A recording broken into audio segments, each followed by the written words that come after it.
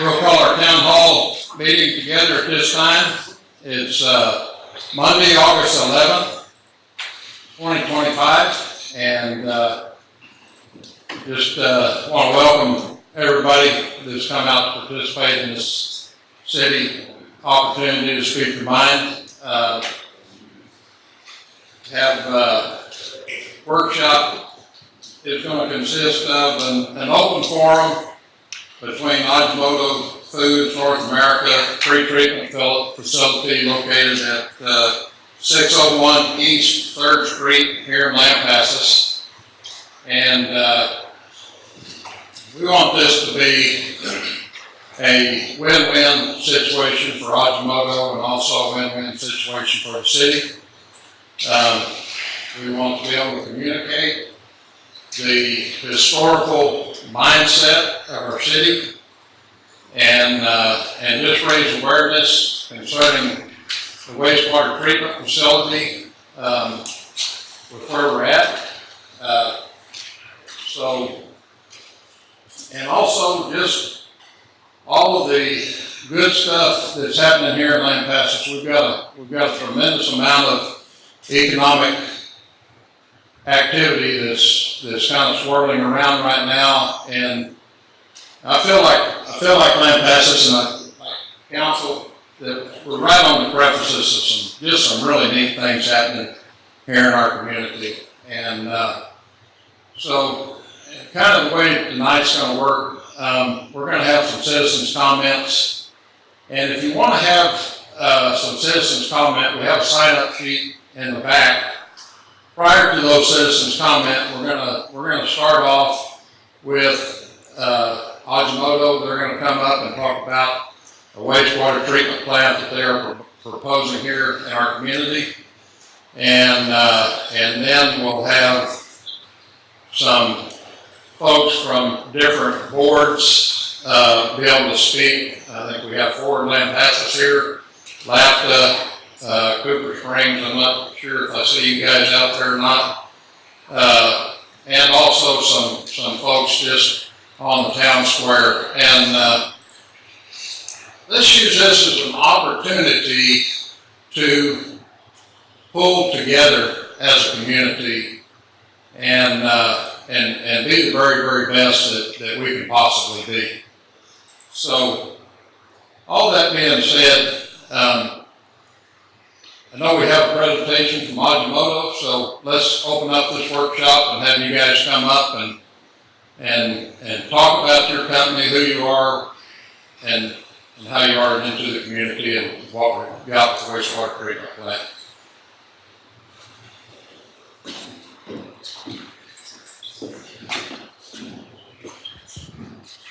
Mayor, thank you, and City Council, thank you for inviting me up.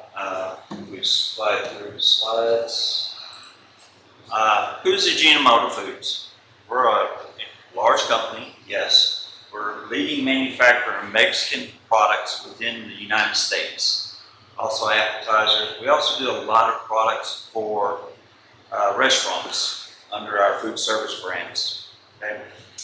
Many brands you'll see in the stores. You'll see it in Walmart. You'll see it in Costco, Sam's, Dollar General. We do have some products in H-E-B, but it's in and out. But we continue to grow our business, and this manufacturing plant here in Lampasas has a long history, and as you'll see, and also is very prominent to our business as a whole. And for the sake of people that don't know me, my name is Bruce Schroeder. I grew up in Axel, Texas, a small town outside of Waco. So I'm 100% Texan.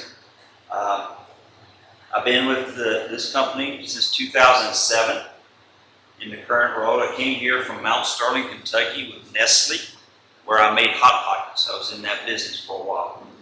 I have 35 years of experience in the food industry. So it's something new to see this type of dynamics that we're having to go through. Yes, I'm used to plants being in industrial parks. I get that. But when I came to interview, I thought it was a unique situation with this facility being on the courthouse square. You know, my family's my whole world. My kids grew up here. My older two kids graduated from high school here. My youngest one graduated in Georgetown. Her mom was teaching at that school. I grew up, I believe in safety for our employees. It's a cherished value for us. Something that I preach every day with our workforce. Something I also preach for my family, because going home to our family is the most important part of the day. My hobbies are, golfing, hunting. Same thing everybody else does in this community. I am an Aggie, so I do enjoy Aggie, the misery of Aggie football sometimes, it seems like, more than here lately. But it's part of who I am. Lampasas, this facility has a long history. It dates back to the 1880s, part of the building, and it was a bank. If you come into our foyer, you'll see a tile at the front door that says bank. We keep that there for historical purposes. In 1927, this facility actually started producing food as an egg company. The original was breaking the eggs here in Lampasas, and they started to dry them out to make a powdered egg in 1927. Started in 1927. And that continued through the 1950s, and when the plant was converted into a turkey processing plant, eventually owned by Armored Foods, which is a large food manufacturer in the U.S. It did have a dormant time of 1976 to 1980, where it sat dormant for 4 years, and then opened back up Roston's Arena, which started making frozen foods, gourmet eggs, and Salisbury steaks, items such as that. The facility changed hands several times until 1999 it turned to be a key part of this issue regarding wastewater. At that time, the original owner of the company was KPR, and they sold the business to specialty brands. At that point, the original contract was written to provide pre-treatment for the facility. And I believe there was another facility that did not come into operations. So that's where the pre-treatment contracts had been set up. In 2004, Windsor Foods bought the company from Specialty Brands. And when you look at 2001, I missed something. 2001 is the original date of the expansion of the plant to its current configuration. In 2014 is when Ajinomoto Foods purchased the company from Windsor Foods. They purchased all 9 plants that were in the United States.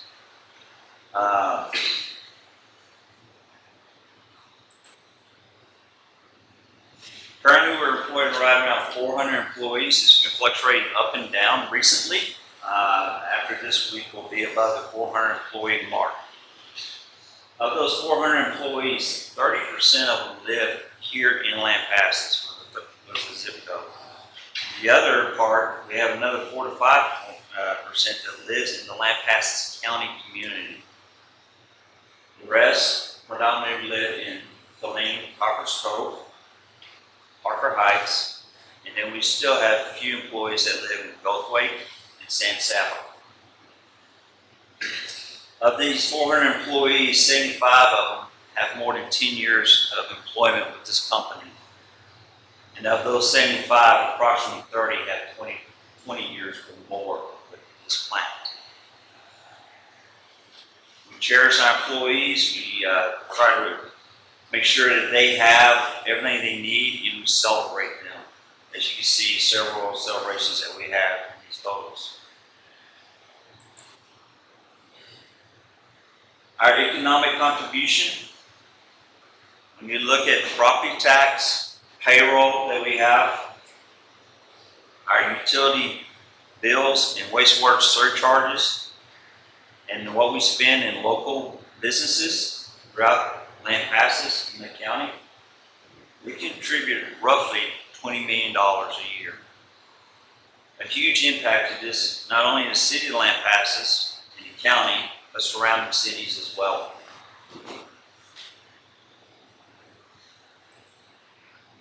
Tax contributions, our property tax was $860,000 last year. Of that, $460,000 went to Lampasas ISD.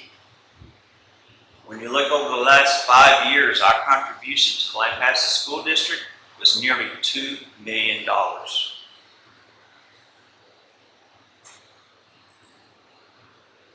Our utility spend is a large part of what we do here in the community. Food industry requires a lot of water to make this product. We have a lot of large equipment that uses a lot of electrical. When you look at 2024, the combined water, sewer, and electrical was nearly $3 million. A huge impact for the city. Also of that, if I recall correctly, the city also uses the Ajinomoto usage as a basis when it goes outside of the LCRA to go in the open market for contract negotiations to help lower the cost of electricity provided to the citizens of Lampasas. Energy conservation is also something that we look at as part of our strategic roadmap for 2030. Just last year, we replaced all lights in the building with LED lights, and we continue to look at ways to save money on electrical, because that's just our driven from the corporate to the plant levels, stuff that we want to do. We got to be energy efficient. We have a lot of local vendors and restaurants support in the area where we provide money and work there. When we have visitors coming in, we're always bringing in food. We have a lot of contractors that we use in the local area. Also, hotels, as well as local stores when we need a park real quick. The wastewater investment. This has been going on for roughly 3 years, maybe a little longer. Got a little break because of the pandemic. We realize that. But we're looking at reducing the wastewater stream that the city's municipal plant has to handle. And that's the key for us, for the city to grow. We realize that. With the help of Aaron and Sharon, and also our Chief Supply Chain Officer who's here tonight, Dave Gardner, Ajinomoto is going to invest over $12 million in a state-of-the-art wastewater treatment facility that will be located at the plant site and managed by Ajinomoto Foods.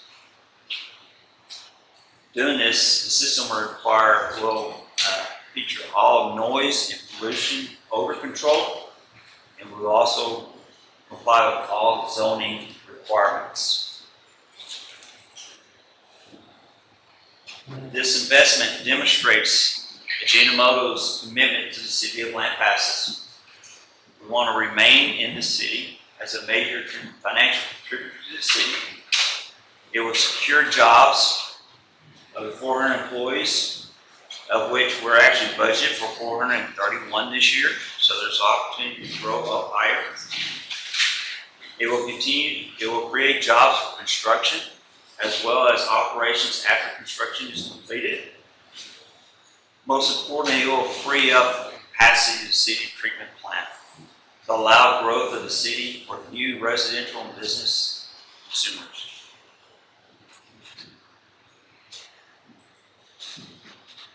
Our building aesthetics, we realize we're an older building. We understand that, but we also think we have a large campus that can be used to help support Lampasas. We would love to work with a local artist to create a beautiful building. Maybe working with the Vision Lampasas to help us with that. I think there's a great historical story to be told with the history of that food facility and how food has impacted the city of Lampasas through the years. You have nearly 100 years of food manufacturing in this one facility, inside this one city, which is rare nowadays.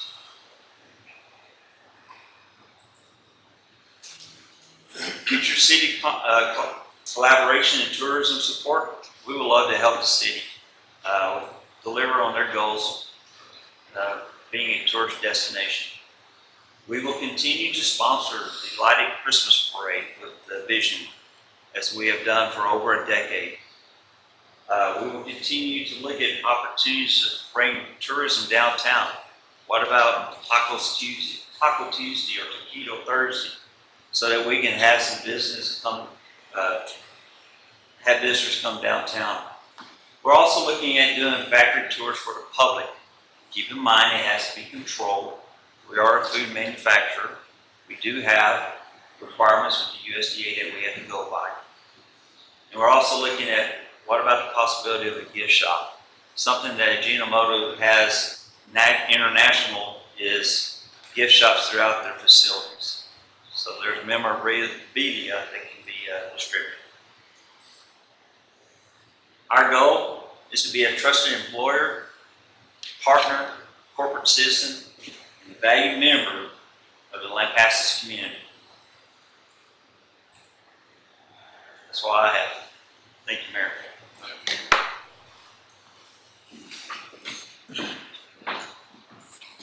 I'd like to invite up Mr. Andy Fish, talk about, we've got some projects that are on the slated for our community, and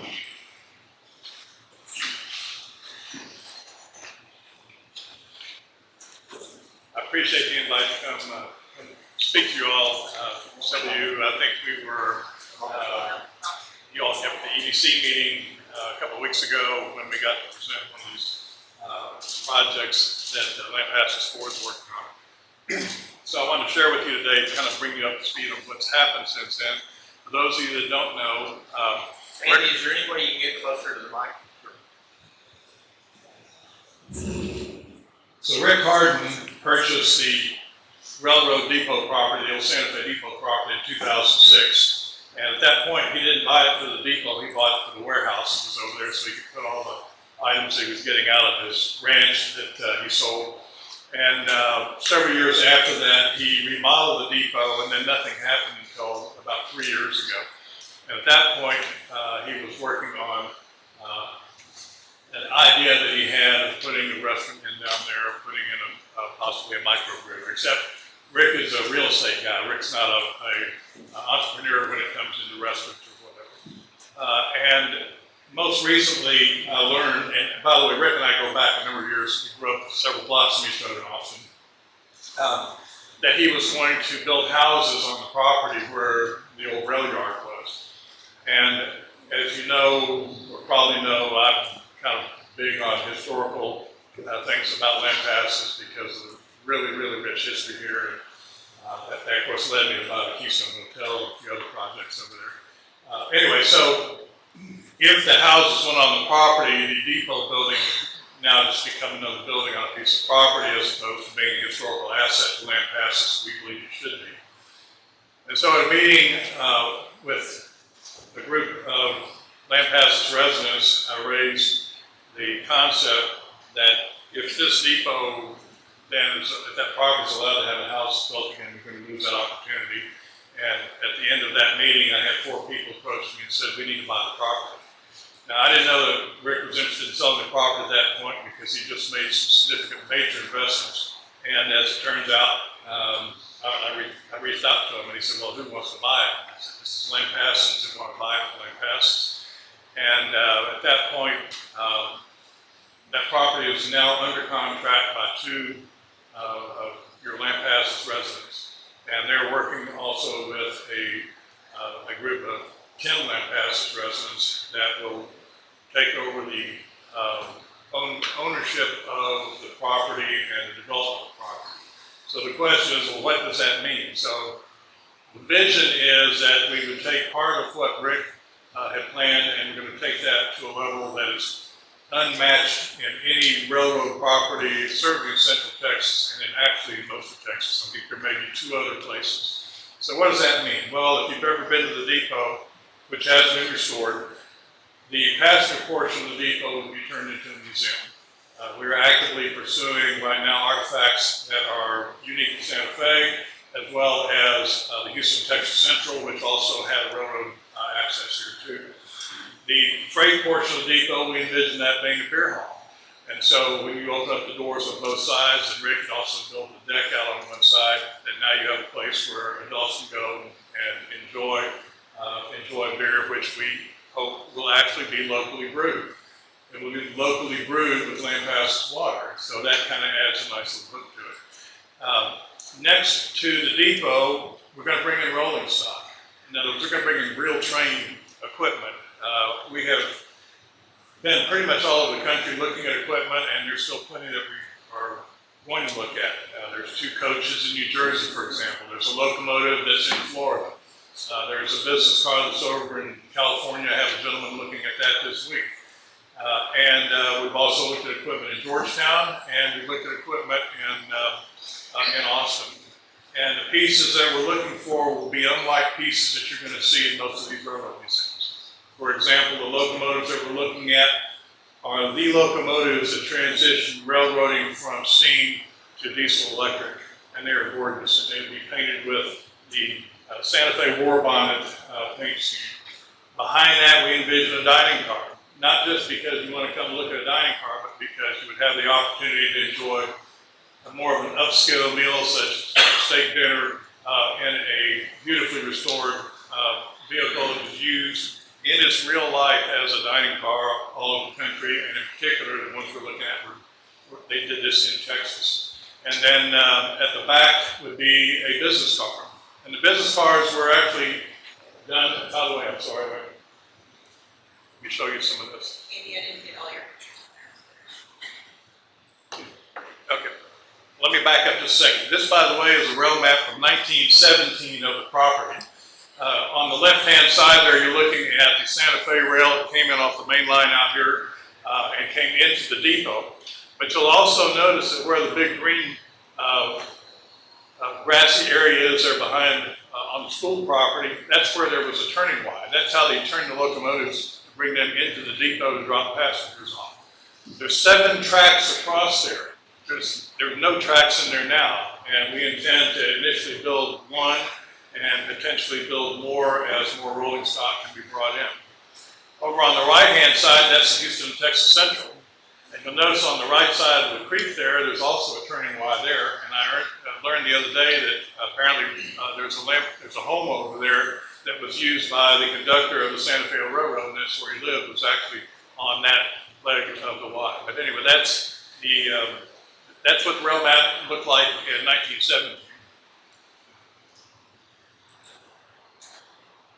You got an aerial view there on the left, and you can see the rail coming in up on the top, and you can see the depot as it existed. I believe this is 1913, so that's where it came in. It's hard to tell how many tracks are there. And on the right-hand side, when passenger traffic started to drop, it moved the passenger depot from where it is now out to the main line. And they had this little depot out there, which was called Radio Junction. Now, a number of people that I've talked to, residents of Lampasas, remember catching the train. I'm probably older than most of them, but that's where they would catch the train to go over Brownwood or up to, or even down into Temple. When the railroad discontinued service in 1962, that building disappeared. And nobody really knew where that building disappeared to until last week, when one of my connections that I've been working with down in Austin said, well, I know where that building is. I said, well, how do you know that? He said, because I interviewed the station master, who was the last station master of the Santa Fe Railroad in Lampasas. And he told me that when they discontinued service, that he bought that building. And he moved over to Chestnut, and that's where he ran the freight operation for the rail after they quit doing passenger service.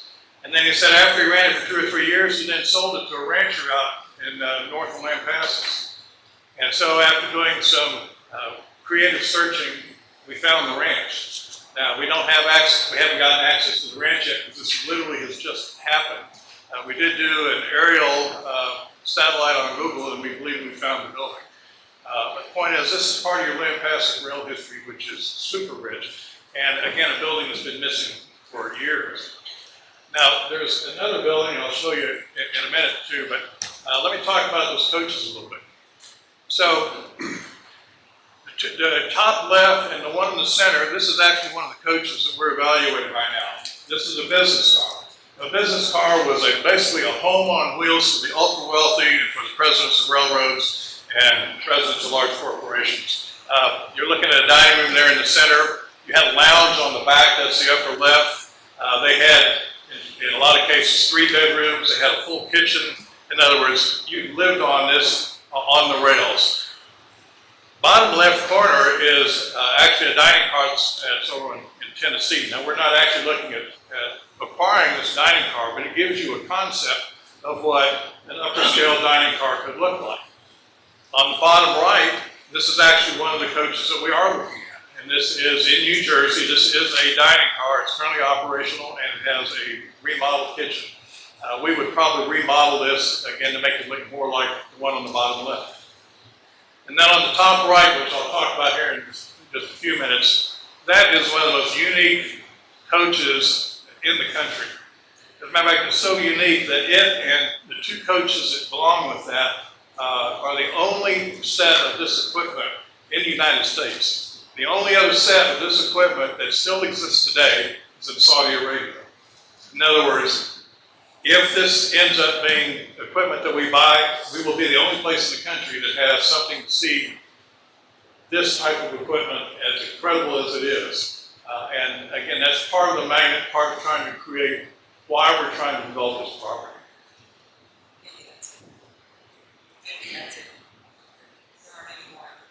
Okay.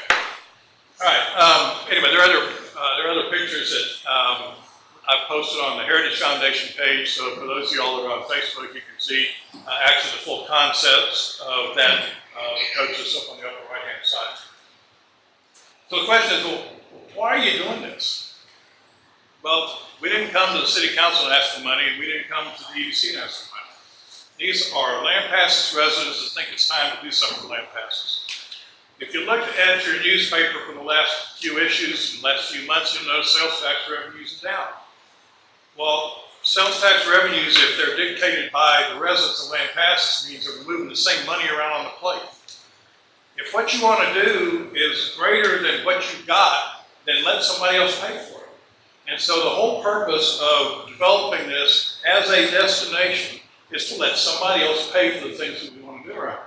And that's going to come through sales tax, that comes through hotel occupancy tax, that comes through the businesses that are on the square, or even the gas stations out here, because you now have created an opportunity for them to come to Lampasas to see what you have that nobody else has and to be able to celebrate the history with us.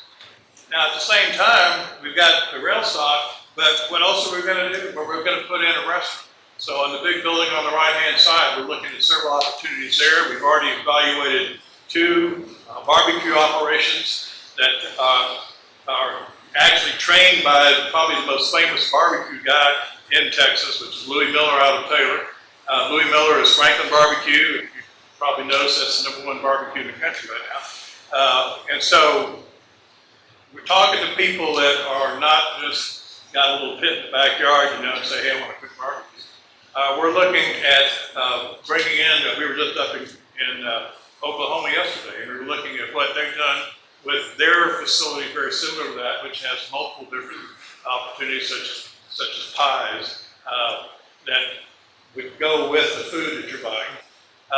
Also in the building, we're looking at making a barrel room as part of that end. So when you go into the building, not only would you see this distillery equipment or brewing equipment that if you've ever been to taking one of those tours, it's pretty impressive equipment. And then imagine having a wall of barrels. Now, again, all this is conceptual right now because obviously there's a lot of moving parts. But we also want to create, though, something that's family friendly. And so if you've got a barbecue restaurant, that's family friendly. We're actually looking at bringing in a miniature train, a little park motor. And we've actually found 3 different park motors that we're looking at. I don't know how many of y'all grew up in Austin, remember the old Zilker Zephyr. Well, the Zilker Zephyr got retired in 1996. I'm talking to the people that own that train. We're talking to the folks in Waco that are retiring their locomotive that's a diesel because they want to go to electric out there. And so we've got a contact for them. They're looking at selling that. And then we've also found another park engine like that, park train like that over in California. So again, it's creating multiple reasons why you would come to the depot. It's not just for the beer, it's not just for the train, it's not just for barbecue, it's for all these different reasons to take a left or take a right off the 183 and come down and spend your money. And so that's the focus of what it is that we're trying to do here. And to me, the best part of that, and I like to say I'm not from Lampasas, but that this is Lampasas people doing for Lampasas what they believe is going to make the largest impact to the economy of this town that probably has ever seen. And needless to say, we're very excited about it. We hope that this is all going to come together, at least major components of it in the first year. We think it's probably going to take 2 years before we get the full build out done on it. And like I say, we're still evaluating all of this rolling stock. That some of it looks better than others, but it will be stunning. We also believe it will be an incredible educational opportunity. So I don't know how many of you all, as kids, went out and put money on the track, or how many ever climbed up on a locomotive, but I think every kid has always had an attraction for railroad equipment. So why not allow them to climb up in the cab of an S7 or of an E9, 14 feet up in the air, and you've got 140 cars behind you. I can tell you this, it's pretty dang exciting. Or to be able to see how the ultra wealthy live on the back. So we think as part of the transportation components of the school system and of the classes that are taught there, that you can spend a day coming down, and let's combine the rail transportation. We can bring over the Model T Fords and show them what the early automotive transportation was, but again, create an opportunity for education, not just for the business. But Mr. Fish, yes, sir. How, and you guys, what do you see with Osmodo with their wastewater treatment plant, and you guys, are you guys capable of coexisting? And that, and that's kind of what we're here for. Well, see, I have two perspectives. I have the Keystone Hotel next door, and then I have, and then in this case here, this will be pretty much across the street. And so anything that would distract from from what it is that we're trying to do, whether it's the sound of the locomotive running, or whether it's a train, or if it's a smell. I mean, I know my issue with the hotel periodically is I wake up in the middle of the night and I think my place is burning down because I guess they burn the grease or something. I don't know, but there's a funny side of that Angimoto story is when we were restoring the hotel. I had my contractors working down the old cistern. That's where we brought our electric and stuff. And one day, all the contractors come flying out of there and go, "Man, we're not going back down there." And there's a woman down there screaming. I don't think I have any women down there screaming. Well, it's a ghost or something. And Angimoto had a compressor that the belt was loose on, and every time that compressor kicked off, that belt would scream. And anyway, once I walked them down to the factory and said, "That's what it is," and got that problem taken care of. But it certainly isn't going to be a benefit to what it is that we're trying to do. That we want to be good neighbors and whatever it is that we're doing, and hopefully they can be good neighbors with what we're trying to do.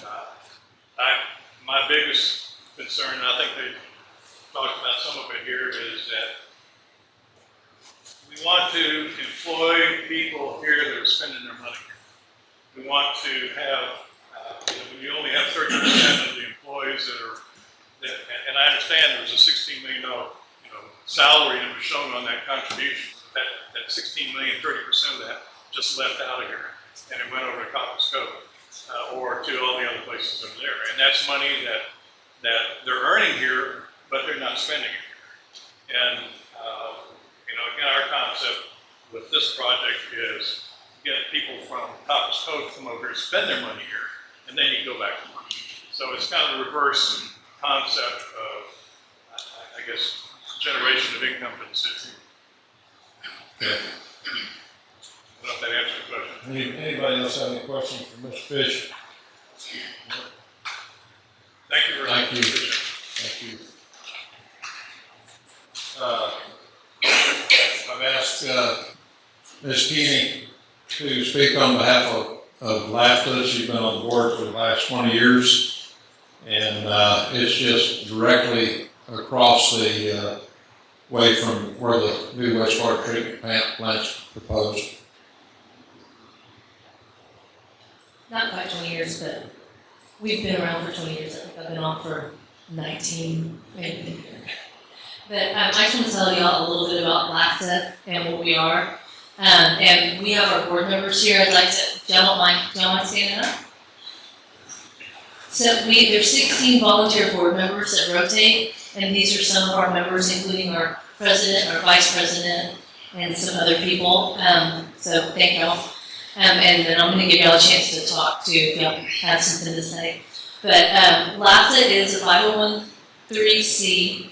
We were established in 2005. Our mission is simple. We are dedicated to expanding opportunities for everyone to experience the arts. The land where the park is located was donated to the city by Rex and Linda Johnson, and the city of Lampasas agreed to lease the property to LAFTA for a sculpture garden, which started out with just 3 pieces: Lampasas furniture, portal to the springs, and meadow dancers. And actually, Lampasas furniture and the portal to the springs were actually sculpted on property. If you haven't seen the furniture, it's got like a mosaic throw on it that was done by Sylvia Berry and her students. So it incorporated lots of people. Over the next 20 years, many dedicated art enthusiasts have served on our 16-person volunteer board. We have been fortunate enough to acquire 26 permanent sculptures for the citizens of Lampasas to enjoy and experience art. Every year we bring 4 to 6 temporary sculptures to the park to keep the art fresh. And as a board, we try to bring art in that fits our community while providing a variety of pieces. Over the 20-year period, the city has invested lights, beautiful sidewalks, a bathroom, and a pavilion in the park. Besides the city's investments, we've even had an Eagle Scout, JT Salcedo, with the help of Mike Hell Construction and others, create a xeriscape butterfly garden by the meadow dancers. We even own a sculpture created by the Lampasas Middle School 6th grade art students. And how often do kids actually get their homework displayed permanently for many people to see and enjoy? And actually the sculpture Pop Art Portal is on the Chamber's brochure. The park centered around the historic Hannah Springs and also now hosts, the park also now hosts a swimming pool, skate park, and community gardens.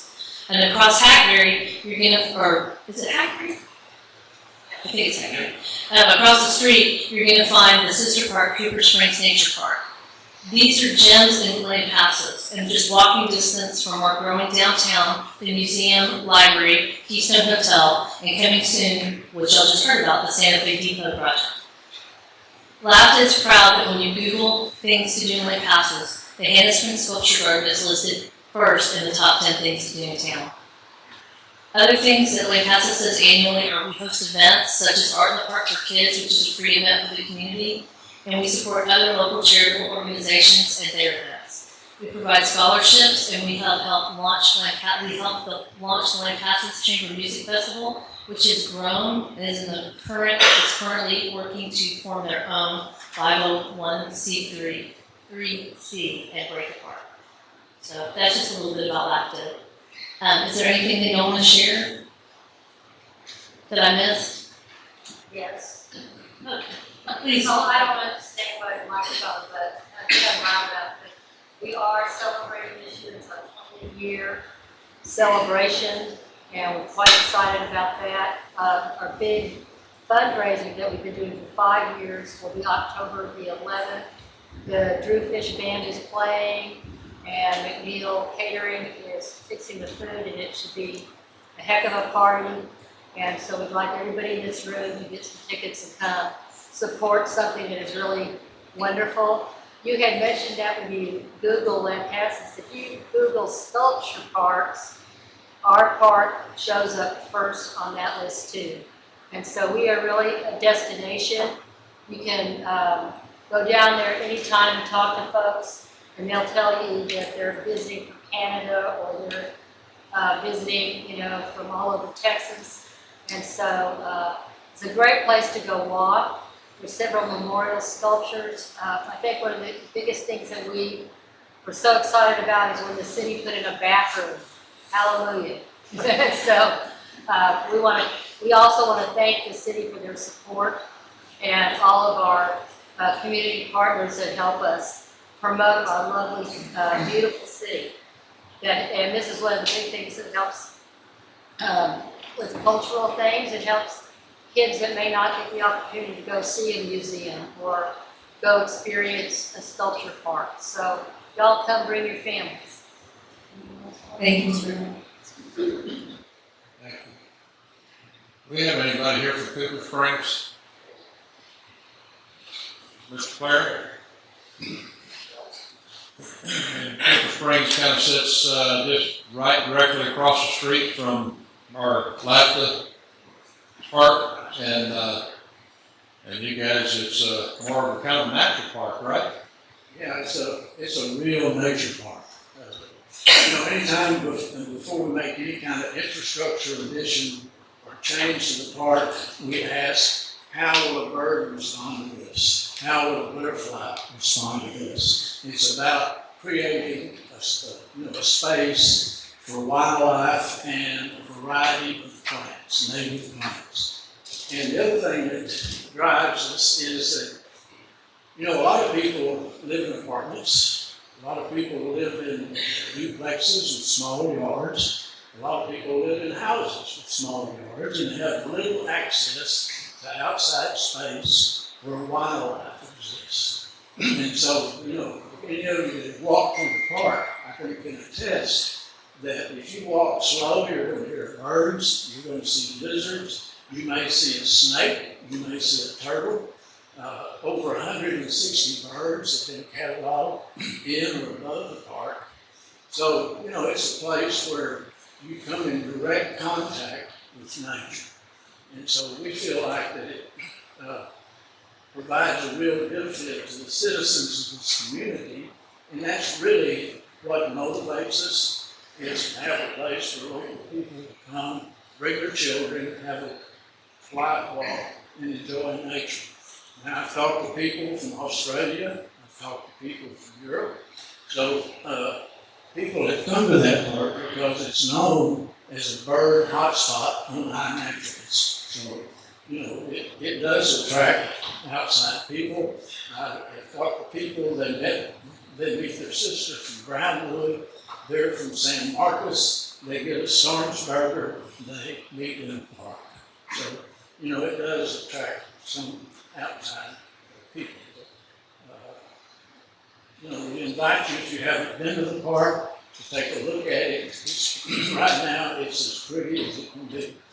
The rains did a lot of damage, but they also benefited the park. So if you want to see butterflies, about hundreds come now. Anyway, I appreciate the opportunity to promote Cooper Springs. Thank you. Thank you. And Mr. Kelvin Bartowski, can we hear from you? He's president of the bank at First State Bank in Dallas Square.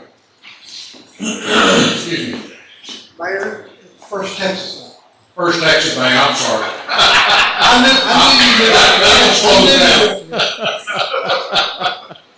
Mayor Pierce, Council, Mayor Cordell, thank you for letting me come. I didn't really plan anything. I'm kind of here out of ignorance. I'll just tell you that. The mayor called me today to say, hey, we're having this. This is what it's about. And my business is close enough to all this, and I need to be a little in the know. I need to know what's going on. I need to be part of this. When my wife and I lived in a little apartment that Mr. Tommy owns right now for about a year and a half while we were remodeling our house, and we walked 2 times a day through our park, through the Cooper Springs Park, all around this park, downtown part of Lampasas, and it's just beautiful and it's just wonderful. I appreciate what Angemonto's done over the years. I mean, they have put a lot of money in the community, but we also need to think about where we're going in the future. We need to think about what we want our downtown to look like, what we want city to look like and what we want it to be. That's, I don't have the answers, but I know from experience, from walking around, what I would rather see in our downtown area. And some of the things that have been talked about here, beautify and bring importance into our city. So, there has to be a way to make this work for everybody. Yes, it's gonna cost a lot of money, maybe more money than Angelmoto's planning on putting in it, but there's gotta be a way to make this work for everybody, for the city citizens and for them. I'm not smart enough to figure all that out. I wouldn't mind helping and being part of it, but I'm here out of ignorance, and I guess it's really the first I've been told about it. We're neighbors with them and have been for years and years and years, and want to continue to be friendly and appreciate them. But we also want them to think about where they are in our town. So, any questions of me or about the questions? Okay. Mayor, thank you for calling me today. I appreciate Yes, sir. you giving me that courtesy. Thank you. And we have one more on the square I'd like to bring up, Mr. Tommy.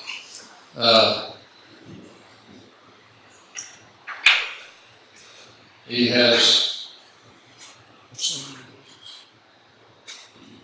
The dwelling place. Sorry? the dwelling place. Oh, dwelling place, yeah. Well, I'm speaking on behalf of Marcy and Maddie, my wife and my daughter. We recently remodeled the building there at 410 East 3rd. They've opened their business, and I can tell you all with very definitive positivity that the only way that they get traffic, the only way that that business is successful is with the fence downtown. There's business daily, but most days are pretty weak. But you have an event, you have something on the square, you have something that you've drummed up, some kind of event that they put together. That's when their business comes together.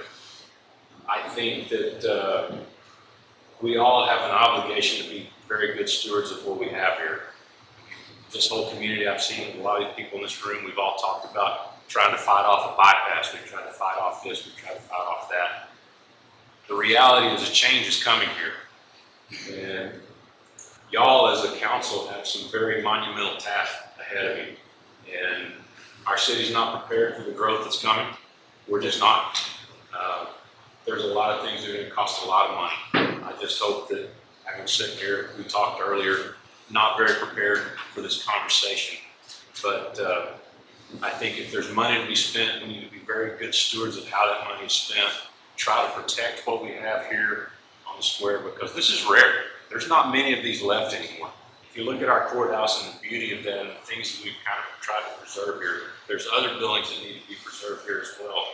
And it's very, very, very financially prohibitive to come in and do these things. We did just a very small amount to 410. That building was upgraded structurally and some other things in the 80s with the town. It was federal money that came through. And we still spent double what we paid for the building in that renovation. And so those kind of things need to be taken into account. If we're gonna spend this kind of money, I said it to you guys from Hinomoto when we met out in the hallway earlier, we missed a very, very good opportunity a few years ago to move that facility when they were willing to do that. We didn't do that, we're here where we are now, but do we put that money into place somewhere where we can have it serve both? The city puts money with it, I don't know the answers. There's a lot of things that can be done. I'm a businessman before everything else. Being a businessman allowed us to do the things that we did after I'm this deal. Growth is coming. I've made my living off of development, but there's good ways to do it and there's bad ways to do it. If we don't all come together to work together to put the money in the right place and do the right things, then we're probably going to make a huge mistake. So that's really all I have. Any questions of that? That stand for. Thank y'all. Thank you, Mr. Tommy.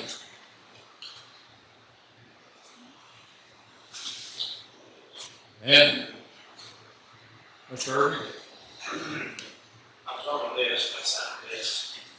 negative too. Yeah, we haven't even gotten to the list yet. Oh, okay. Well, you have now, because I'm on it. Okay, my name's Mike Urban, and I know this meeting is about Ajimoto. And so I'm a local contractor.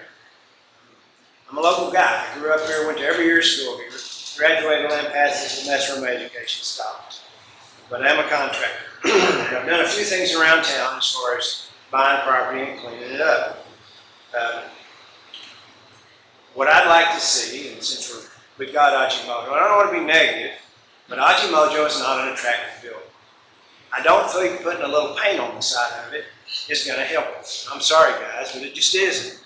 We need to, have y'all seen the way I do things? So I bought Dumas, tore it down, and I built a new building. It looks nice. Same thing with the rental yard over there. Same thing with Herman's. I tore the locker plant down, and we've got some stuff about to go in over there. I'm just one little guy. I don't have 400 employees. I've got about 6. But I've come into town, and I've found some things that needed improving, and I've done it. So I believe Ajimoto could probably make that building look a little nicer. What would I recommend? I'd recommend rock, brick, maybe some glass. You talked about a gift shop. Those are good ideas. But let's make the building look good. It's right there on the southeast corner of the square. You guys are the money people. Set an example. Make it look nice so everybody else will start making things look nice. I'm doing my best. Like I said, I'm one little guy. So another thing, since we're talking about Ajimoto, again, I'm sorry I'm being negative, but this is the way I get things done. I wanted some things done on the creek. I voiced my opinion passionately, and guess what? We've got some things done on Sulphur Creek now, thanks to Eddie, Daryl, Joe, all 4 Lampasas, Melissa, everybody. We've got in there and we've worked. Now, we got a beautiful city here. Y'all can hear my passion. Like I said, I've been here all my life. We've got a beautiful city, but we need to clean it up. Eddie bought the Cloud building. We're fixing to put a roof on it and make it look nice. Several things are going on. Several things. And he's talking about, he's the leader on the depot over here. We're going to make that look nice. But we need to get that building over there on the the northeast corner of the square and make it look nice. And they've got plenty of money to do it. So there's other things that go along with that. We are fixing to start building some stuff on the creek. I've got some super interested people in I don't know if anybody knows a guy named Mike Elliott, but he sent a lead my way. And they're a white tablecloth diner or restaurant, meaning they're a high-end restaurant and they're really interested in 2 restaurants. Perhaps over in the depot over here, one of them, and one of them over here. We need more restaurants in town. The more restaurants we get in town, the more people will come to town, the more traffic we'll get, and as Mr. Tommy said, we need more traffic. But we got to figure out a way to do it. Well, our forward group's doing our best to come up with ideas to get more people in town. What I would like to see is, there's a horrible smell. If the wind blows out of the north, there's a horrible smell that comes over to my buildings now, right there on 4th Street. I addressed that with Finley, the city manager at the time, with Ryan, with Becky, with Robin, and Frank. And they're all 4 gone now. So we need to address that. I hear that maybe we're doing something with the sewage. I don't know. Somebody said it might even be Hannah Springs, but that's crazy. It's not Hannah Springs making this simple. It is something to do with the sewage, and I don't know what. It needs to be fixed. It needs to be fixed because I'm going to build some restaurants down there. And I don't need people coming to the restaurant and it being filthy smell. Surely y'all smell it. Surely I'm not the only one that smelled that before. It needs to be fixed somehow. Okay, and then, like I said, we need a facelift on Ajimoto. We need a facelift on all of downtown. If we're going to get traffic, we need businesses, but it needs to look nice. Obviously, I don't own any of that property. I won't, because I like new stuff. When I remodel, I do it with a bulldozer, and then I start over. But downtown, there's some nice buildings, I guess, that need to be, but the whole downtown needs a facelift, but that's not what this is about. I think we need more, the way I understand it from some people I know, we don't have enough capacity in the sewage plant to build a lot of homes. In order for the town to grow, we need to be able to have sewage capacity to let those homes come into town. These are things that And we need to quit talking about it. We need to do something about it. And again, I'm sorry if I'm a little bit too passionate, but I'm tired of hearing all the talk and then nothing getting done. It's been 4 years I've been talking about the smell. 4 years I've known that there was a sewage problem. And Ajimoto, not Ajimoto, but all my life, that building has been right there on the corner. And I'm not suggesting they spend millions of dollars to move it out to the park, but what I am suggesting is let's clean it up. And again, I'm sure there's several of us, but Ford Lampasas, we're taking the bull by the horns, and we're trying to get out there and help clean up. So, council, y'all have a lot of ability to make some things happen. While I'm on the subject, we need better code enforcement. We need some of these nasty old homes removed. I removed a bunch of them on the creek, but I had to buy every one of them. I had to buy all that stuff right there on 4th and Hagberry. I didn't even go to Pennsylvania to get one of them bought. But the problem was, is I kept asking and asking and asking the folks, because they don't want to buy them all. I don't have that kind of money, but I said, can y'all do something to help me out here to get these people to clean their place up? Nothing ever happened. I don't understand that. So anyway, that's all I got for you. But again, I think we ought to start getting things done and quit talking about it all the time. Mike, to your point, and I think the council would agree with me. If not, feel free to speak up. Your point is shame on the city over the last several years by not enforcing a lot of these codes. And the city here, we've got to up our game. We cannot just go along to get along anymore. And that's what we've come to Ajimoto, because their ordinances were so out of control, and they've lived so far out of control, and we've never helped them or anybody. I'm not going to say anybody else, that's a broad statement. But that is the whole purpose of that for this city. We've got to get better and not stay. I mean, we've got to hold you accountable. You're held accountable, right? Oh yeah. My grass gets 6 inches too tall, I get in trouble on any of my lots. Yes. And all of those ordinances, those are all for the good of the community and the citizens here in Lampasas. It's not just for the good of the city, of one person or the other. It's for the good of overall people. And we've got to do a better job, and shame on the city for letting this stuff go on as long as it's gone on. And I think that's why we're here at this meeting tonight, is we cannot just continue to go along. We can't continue to have ordinance violations and chemicals sprayed into the air and noise pollution and bad homes all over the place. We've got to get better. Okay, let's do it. All right.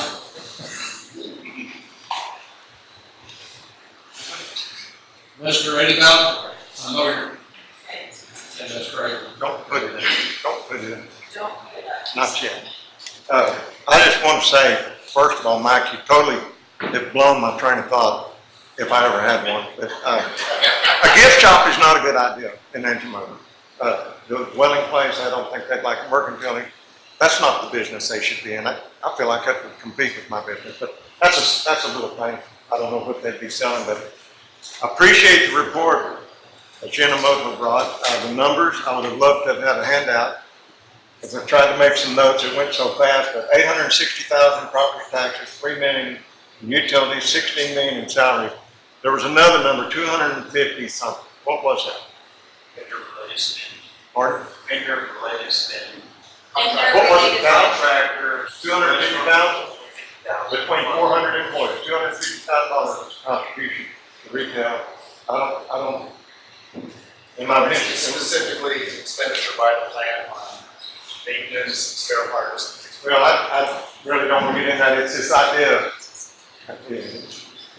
70% of the workforce doesn't spend their money here. Ajimoto has a lot of, I mean, they bring a lot to the community. They're also a huge burden on the community in a lot of ways. As I see things with Ford Lampasas started about 1.5 years ago, and it's just been unbelievable to me the number of people that have reached out. People are surfacing it. It's kind of gone dormant, this had kind of given up on where this community's at and everything, and people are energized now, and people are coming to me all the time, and what about this, what about this? And I have had, it's nearly made me a nervous wreck this whole week. I've had so many phone calls about this meeting tonight, text messages.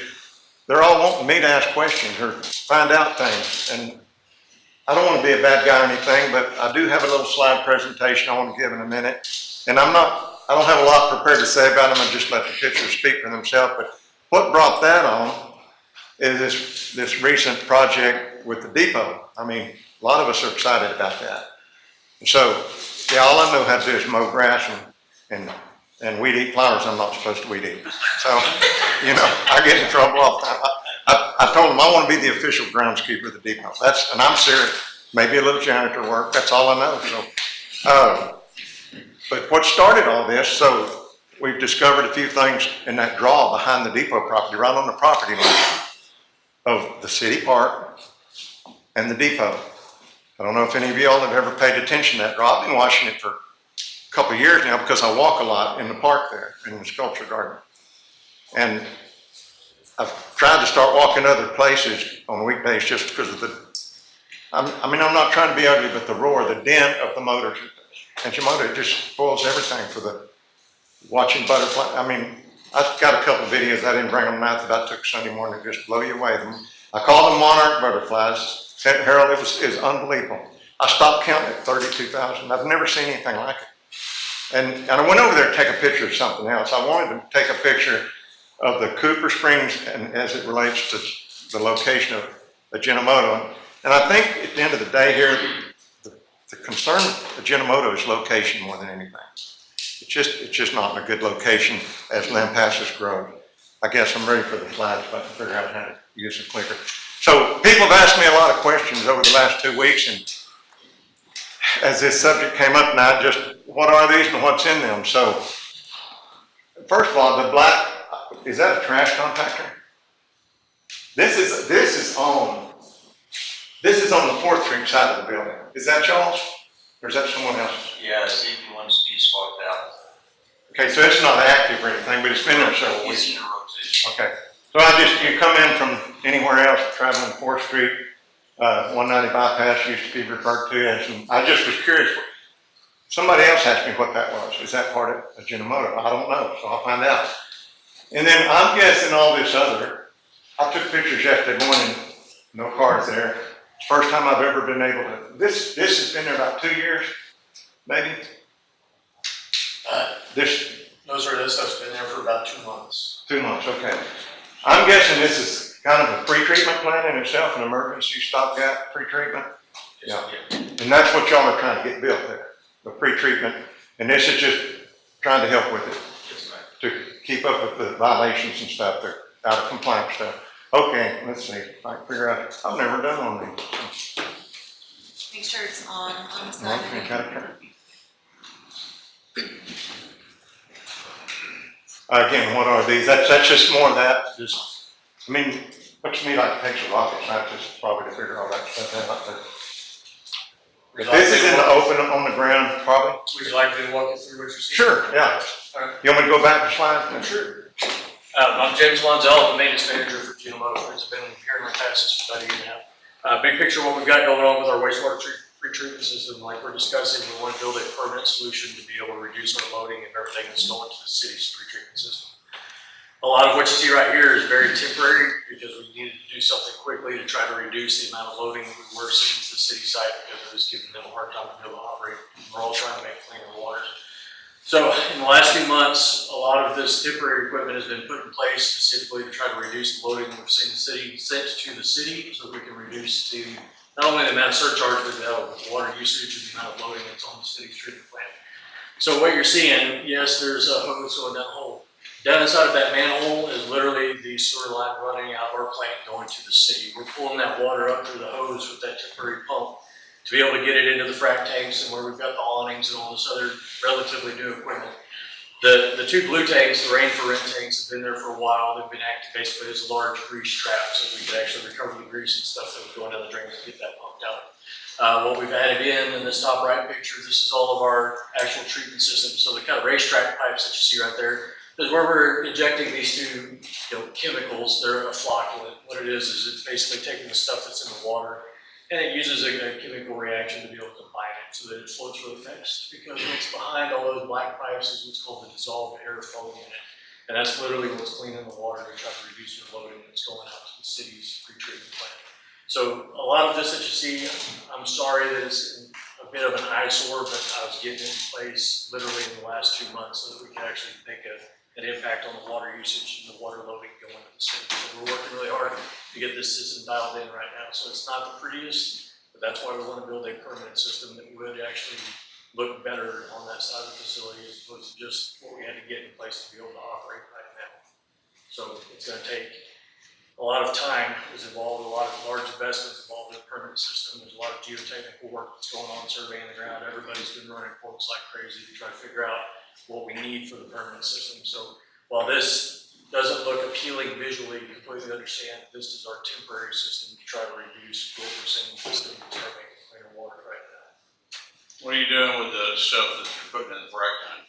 So the stuff that's coming out of the frac tank is getting hauled off by wastewater transport services. So right now we're running about 6,500 gallons a week that we're having hauled. So what y'all probably have seen in the last couple of months, we were literally transporting. We had about 10 to 12 truckloads that were causing a huge traffic congestion over there twice a week to be able to have everything pumped out all the way to try to stop it from having to go to the city system. While we were getting this system in place so that we could actually remove that sludge ourselves and just put it in one tank and have it all away. So now we're at the point where we're looking at 1 to 2 trucks coming to the facility if we can do them all the way away as opposed to the 10 to 12 we were using last week.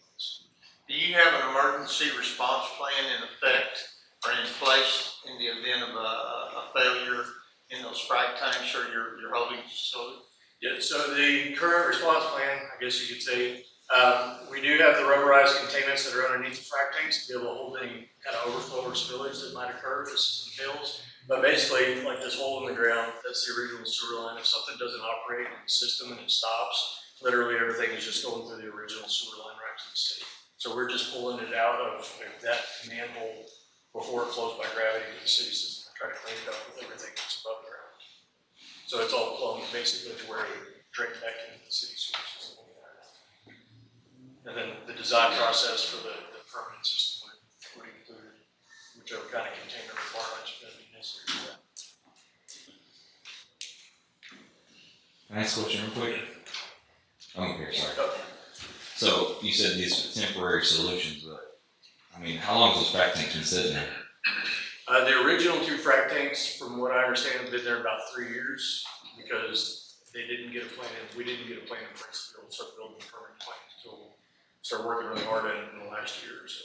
So how long would they have sat there if we didn't start pressing this issue? I'm just kind of curious. I can't answer that question. I've just been getting this system up and running to be able to get it done. Is this system allowing for any kind of cold weather in the future, or freezing or anything, and then the possible leakage of that? Or how are you going to address that? Exactly. So the Schedule A PVC piping that's on some of that ductwork, we've already got spare parts in place for that. Same kind of scenario. If the system goes down, we immediately just go right back to running through the underground city sewer, and then we would see an increased loading at the city site that we'd have to account for. So I'd be able to call Steve Intervan and let those guys know, hey, I'm having to shut this system down. So we expect an increased load to come to you guys. In the meantime, they'd be able to prepare for it. Failure-wise, as far as the freeze goes, yeah, typically small airlines have a tendency of freezing up, they crack, it might make the cylinder not operate. So that's why we're going to have 24-hour-a-day operators monitoring the system. So right now, we've been running it at night. We just hired on 1 operator that's going to start training next week. And we're doing another interview tomorrow. That way we'll be able to provide 24 hours. And you said you had trucks leaving, how often did you say? For the last few months, it was every Tuesday and Friday. I was having to bring in about 5 trucks a day to haul stuff away. And now with this system being in place, we're able to reduce that to about 1 trailer truck a week. A week? And where do you bring it to? They have their own off-site disposal facility down around Austin called Wastewater Transport Services. So basically, they just pump it into their trucks and they're hauling it to their disposal facility. Could you repeat your name and your title? My name is James Monzel. nominating maintenance manager.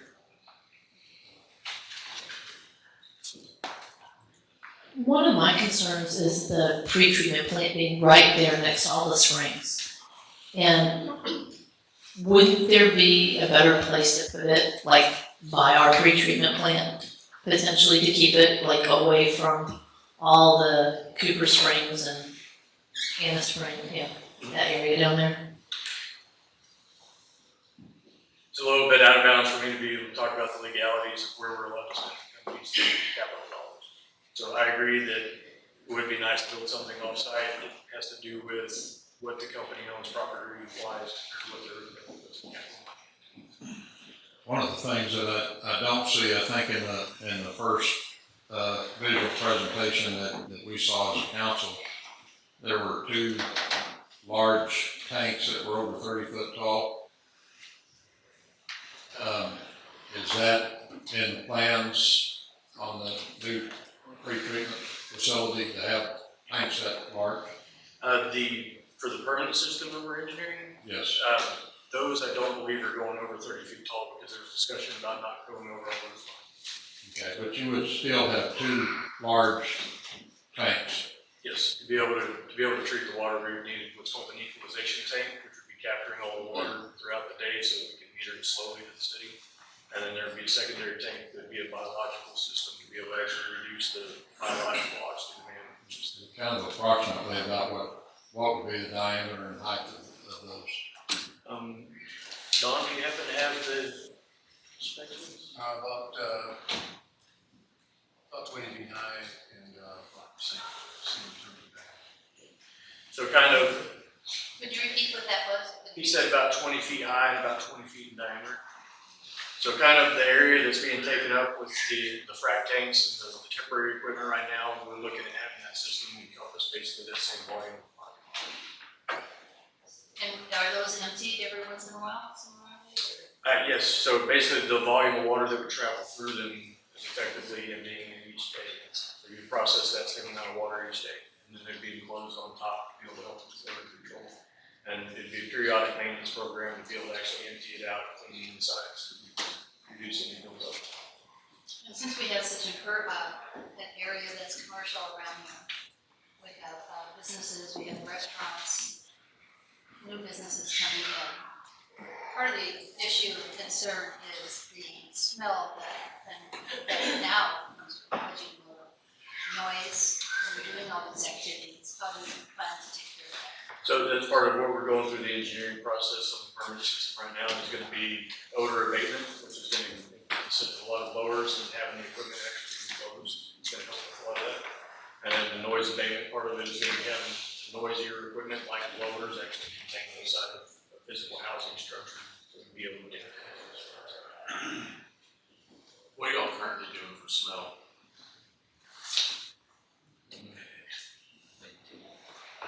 I currently don't have anything in place that I'm doing to control the odor outside.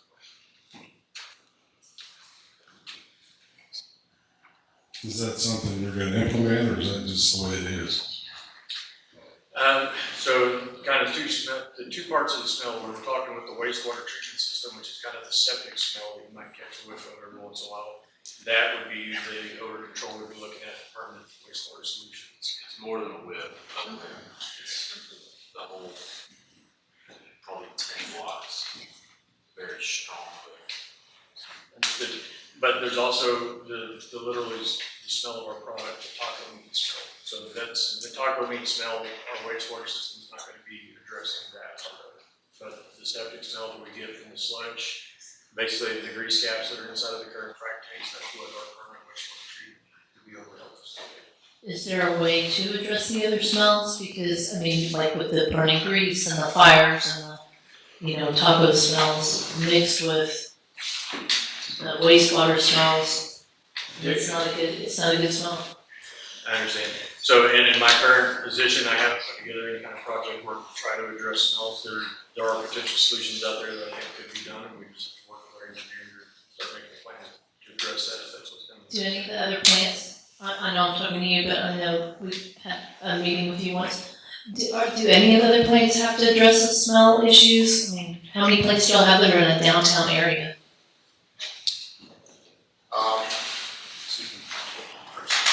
I'll introduce myself. So Dave Gardner, Chief Supply Chain Officer. I'm responsible for all of the manufacturing supply chain for Ingimoto. We have 8 manufacturing plants. Pretty well all of our plants are in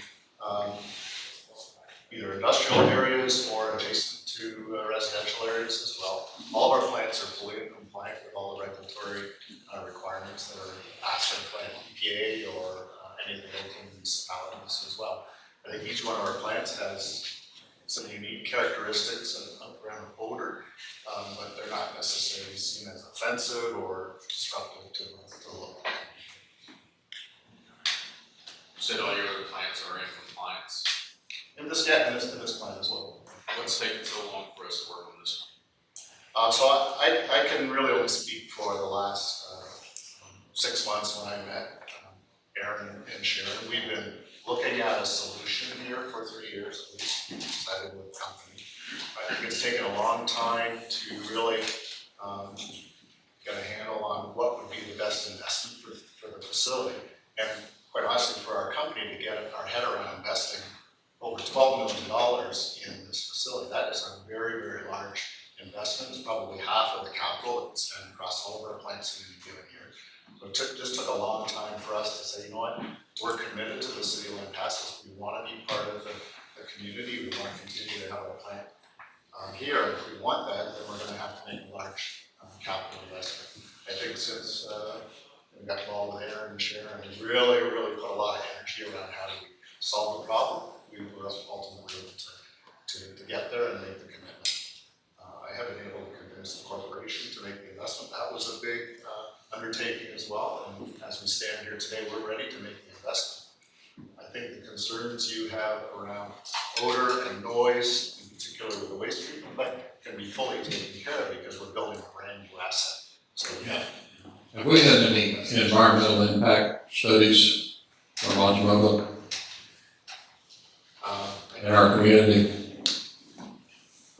I can't speak specifically. We have regulatory bodies that visit our plant. So you don't know if we've had anybody oversight as far as the environmental quality of what you guys are doing?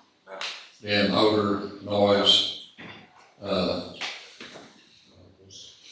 we have not. all the influence and that type of thing. We have not had any EPA fines or PUCQ fines. So in the long-term plan, it sounds like you guys are looking at the future and obviously you've heard the business people, you've heard a lot of us have interest here and that's the reason we're here about the future. And it's been said many times that Lampasas is still very special because a lot of things haven't happened to our community that happened to other communities. Has there been any discussions about the architectural part of the building and maybe the future of that architectural statue of that building? Yeah, literally, we just started talking about that in the last couple weeks as we were preparing for this presentation.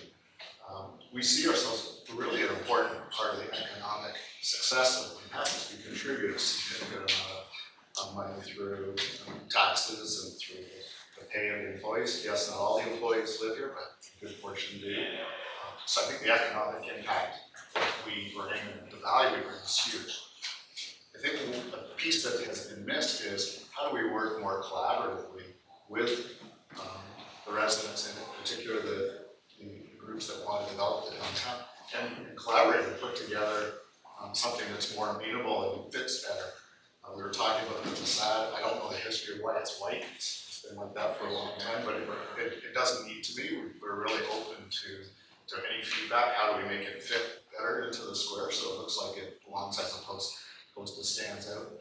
I was thinking about sort of a recommendation. Perhaps there's a committee that we could join, or we could form a committee about how Angelo can integrate more effectively into the square, and we'd be open to lots of ideas. So y'all are open to the discussions about architecturally improving that building? Absolutely. Okay. But obviously, there needs to be financial constraints. I understand. I think for not a lot of money, we could make some changes to the facade and integrate it better into the town. Have you discussed moving it off the square, the plan itself? The cost of moving that plant could be tremendous. The value of that facility is because it's been there for 100 years and it's it's a good asset, it's got really good people, and it's successful in that location. To move it would be a tremendous. To the edge of town or something. That's not being considered. What is the average salary and the people that are working there that are living over code? What kind of housing are they in? And how is the salary? I mean, are they living over there because there isn't housing here, or are they living over there because it's cheaper, or what? Can you give us shed a little light on how that can be improved to get more people living over here? Oh, Bruce, well, part of it is housing here in Lampasas. It is rare, you know, there's some houses coming in, I know that you guys can use subdivisions built in the last 5-10 years. Salary wise, we're very competitive, and keep in mind, we have to compete not only here in Lampasas for employees, but we're also competing against Belton, Temple, and now Georgetown, Round Rock. We're competing against these people as well. Because it's just as easy for them to drive from Killeen to Temple, Belton, as it is for them to drive here. It's the same distance roughly. So we've done very competitive wage surveys over a few years. We've upgraded the wages so that we can compete. Also keep in mind, some of our employees, the vast majority that live in the Cove, Lampasas, or Cove, Killeen, or right area, they're military families. And spouses that are working here, or retirees that live there and they come here to work. So that's where that's coming from. But a lot of it has to do with available housing in Lampasas. What's the, and I get that point, what is the bracket of housing that they're, I mean, are they looking at $280,000 house, or $300,000 house, $100,000 house? Oh, I don't think it's 300,000, but I mean, it's a good comparative to what we have here in Cove and Killeen. We're on the same, they're looking at the same housing market. I mean, I'm thinking in terms of if there is a development that comes in here and we wanted to appeal to the employees that are here, that are working here now, they're living somewhere else. And just trying to figure out what sector we're looking at as far as type of house. Understood. I wish I had a more definitive answer for you on that, but I don't, Mr. Fish. One thing that might help is what's your average salary? What's your average hourly salary?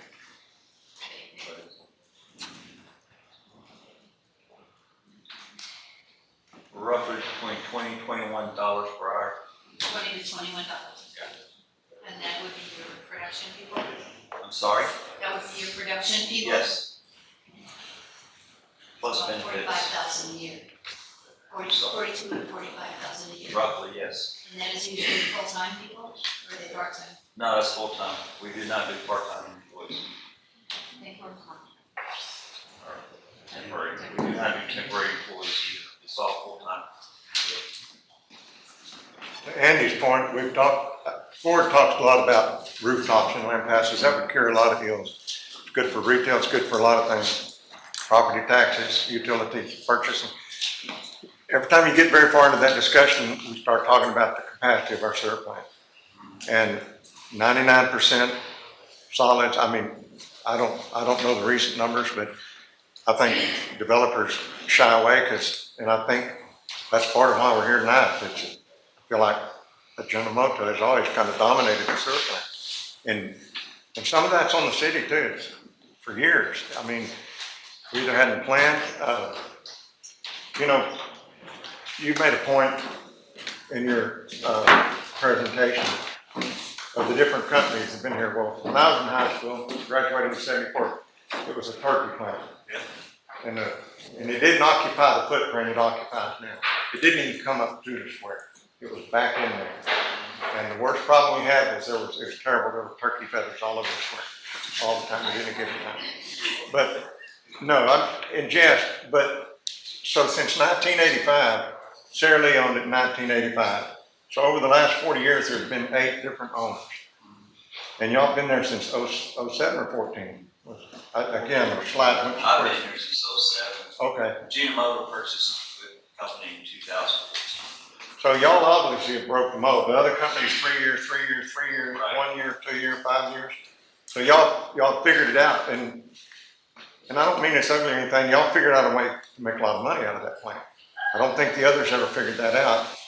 And I think that's to some expense to this community, that the communities. I think you gotta look at the others with capital investment. Okay. The Ajinomoto was a local company. Yeah. Well, to be fair, I mean, y'all know you have a problem, and I know you're trying to take care of it. You've got good people that are knowledgeable. Again, I think it boils down to location. It's what's killing most people. This is not the Sara Lee of 1985. The plant over the last 40 years, every time there's new, it just grows and grows and grows. And I think we've all just been remiss of it. It's just crept up on us. Y'all are huge. Y'all are too big for Lampasas almost. And I don't mean that bad way. Y'all are huge. And it's probably a very profitable place to operate. I would suggest this of the 8 locations may be your most profitable location. And that's why we're here today. I think dealing with some of the growth problems, and we all deal with growth problems, the way this community is trying to grow. But again, just some things to consider. I think it's healthy for us to be able to talk, and I appreciate y'all's presentation. I've got a couple more slides if y'all don't have any more questions for them. Can I just make one point? Sure. The real value of the investment to the city is we're gonna reduce the strength of our wastewater by 90%. And that is gonna free up capacity in this treatment plant for attracting other residents and other industries coming in. Now, Jason can speak what percentage of that is of the total treatment, but it has to be pretty substantial. Like we were pretty significant loading to the city, and that will disappear. And so that frees up the capacity to attract other residents and developers, build more houses in the city. So I think that really does meet the needs of the city. How long is that gonna take? The investment's gonna take us about 2 years. Is the pre-treatment gonna be adjoining the existing structure? No, That we're you gonna, have? we're gonna build it on our property, in our parking lot, up adjacent to the existing manufacturing facility. We intend to enclose the property with fencing, so it's not visible from the street. And if we keep the tank below 20 feet, then it won't be noticeable from the street as well. So you're saying the cleanup plan will be on the same side of the street as your plant right now? It'll be behind, is that Third Street? Yeah, it's Second Street. Second Street. On the north side of the building, Yes. even closer to Cooper Springs in the park. The location, again, is what's killing us all.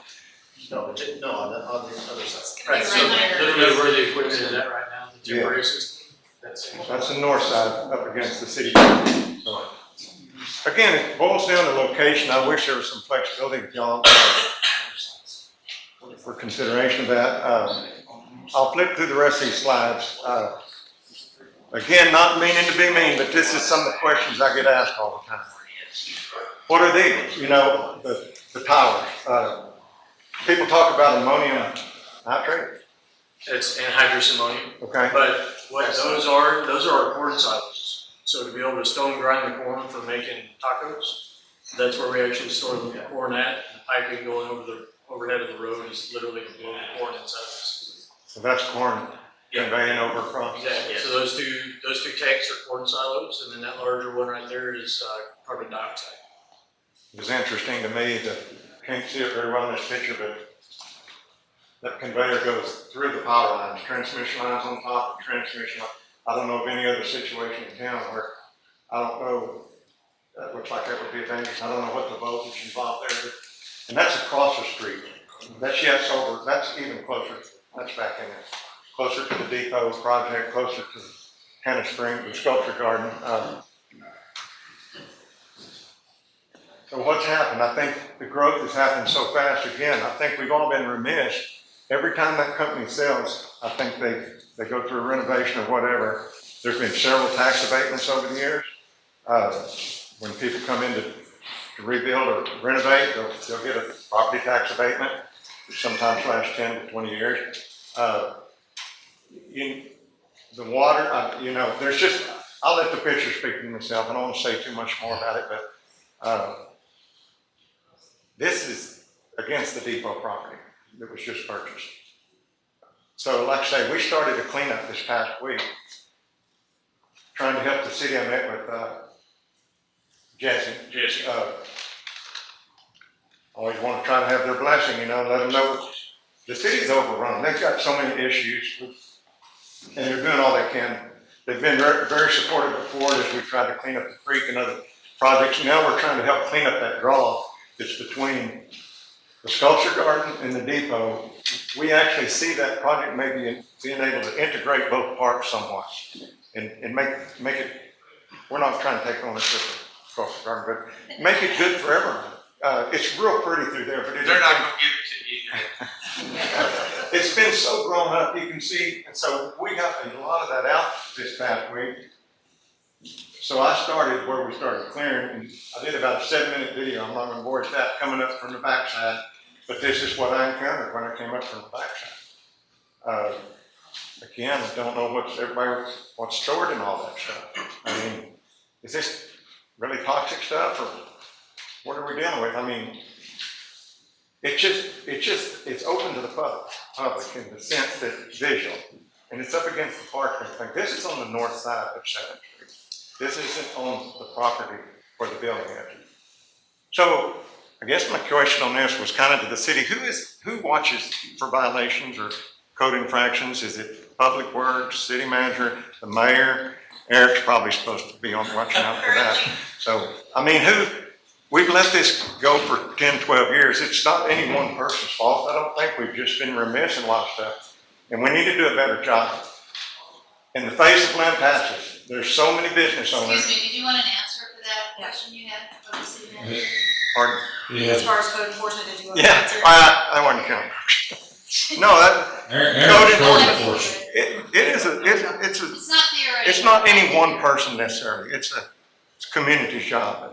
Erin, can you give an answer, please? I think this is the last Yes, slide. ma'am. The licensed code enforcement officer for the city of Lampasas is a sworn peace officer for the Lampasas Police Department. So he has been actively on patrol while the police department has been largely shorthanded until recently when they became fully staffed. So he is a patrol officer and does code enforcement as time allows.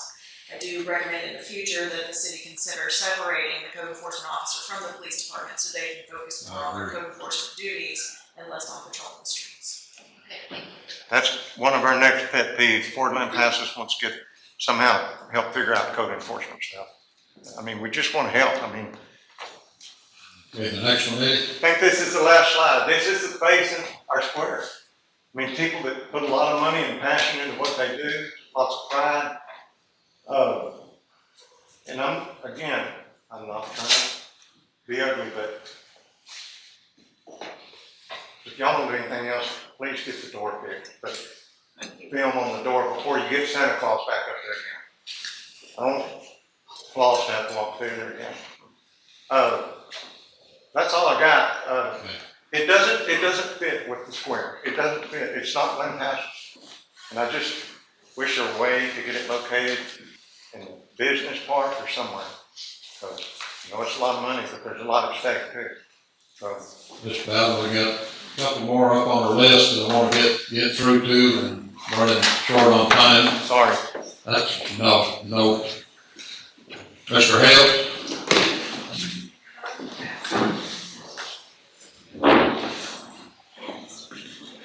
Mr. Hale's a local contractor, been at Lampasas his whole life, good guy.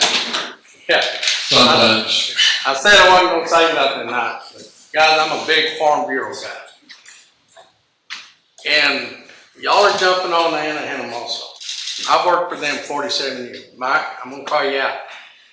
When I moved out there where I was at, a neighbor come in, I was the only one there. They come up there to me and come down there to the house. He said, Mike, I don't want you cutting none of these trees down because I don't want to have to look at your property and I'm gonna sell it. Well, that's those people's land and their property. Unless there's a city ordinance, that's theirs. Like, and I understand, Eddie, bless your heart, I love you down. We're trying to build the Napa building. And you call me up, well, we don't want that. I never said that. You wouldn't return my phone. But you sitting there telling me the truck's coming in. Half the stuff y'all are talking about is not true. You don't know what you're talking about. What was it? Well, okay, on the Napa, you see 18 wheelers coming in and out. Right. Have you seen them?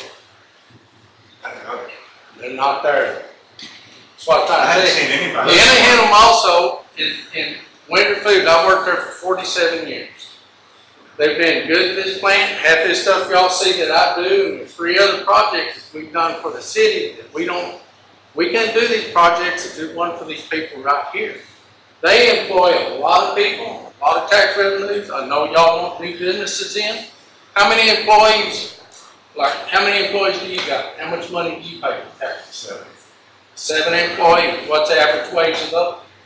$18. $18 an hour. So they beat that. I mean, guys, I understand, but come at them don't just hammer on them, but talk to them and ask them and work with them. You're talking about the smells. The city sewer plant, 1,800 feet from there. How do you know if the smells are not coming from the city sewer plant? It hangs down there in the bottom. You got Sulphur Springs there. I appreciate all this, but the way you kind of jump on and tell them you got to paint your building, you got to do this, talk to them. I don't want somebody coming to my house or my land telling me what I can and can't do. Now, if the city's got an ordinance, I'm fine with it. Make them bring them up to ordinance. Herb, you and I have talked about this on our last meetings. The city's at fault as much as anybody.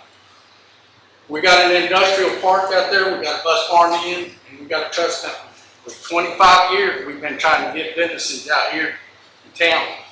We got a business right here in town, y'all trying to run them off. They're trying to work with you. They're trying to do things. Work with them.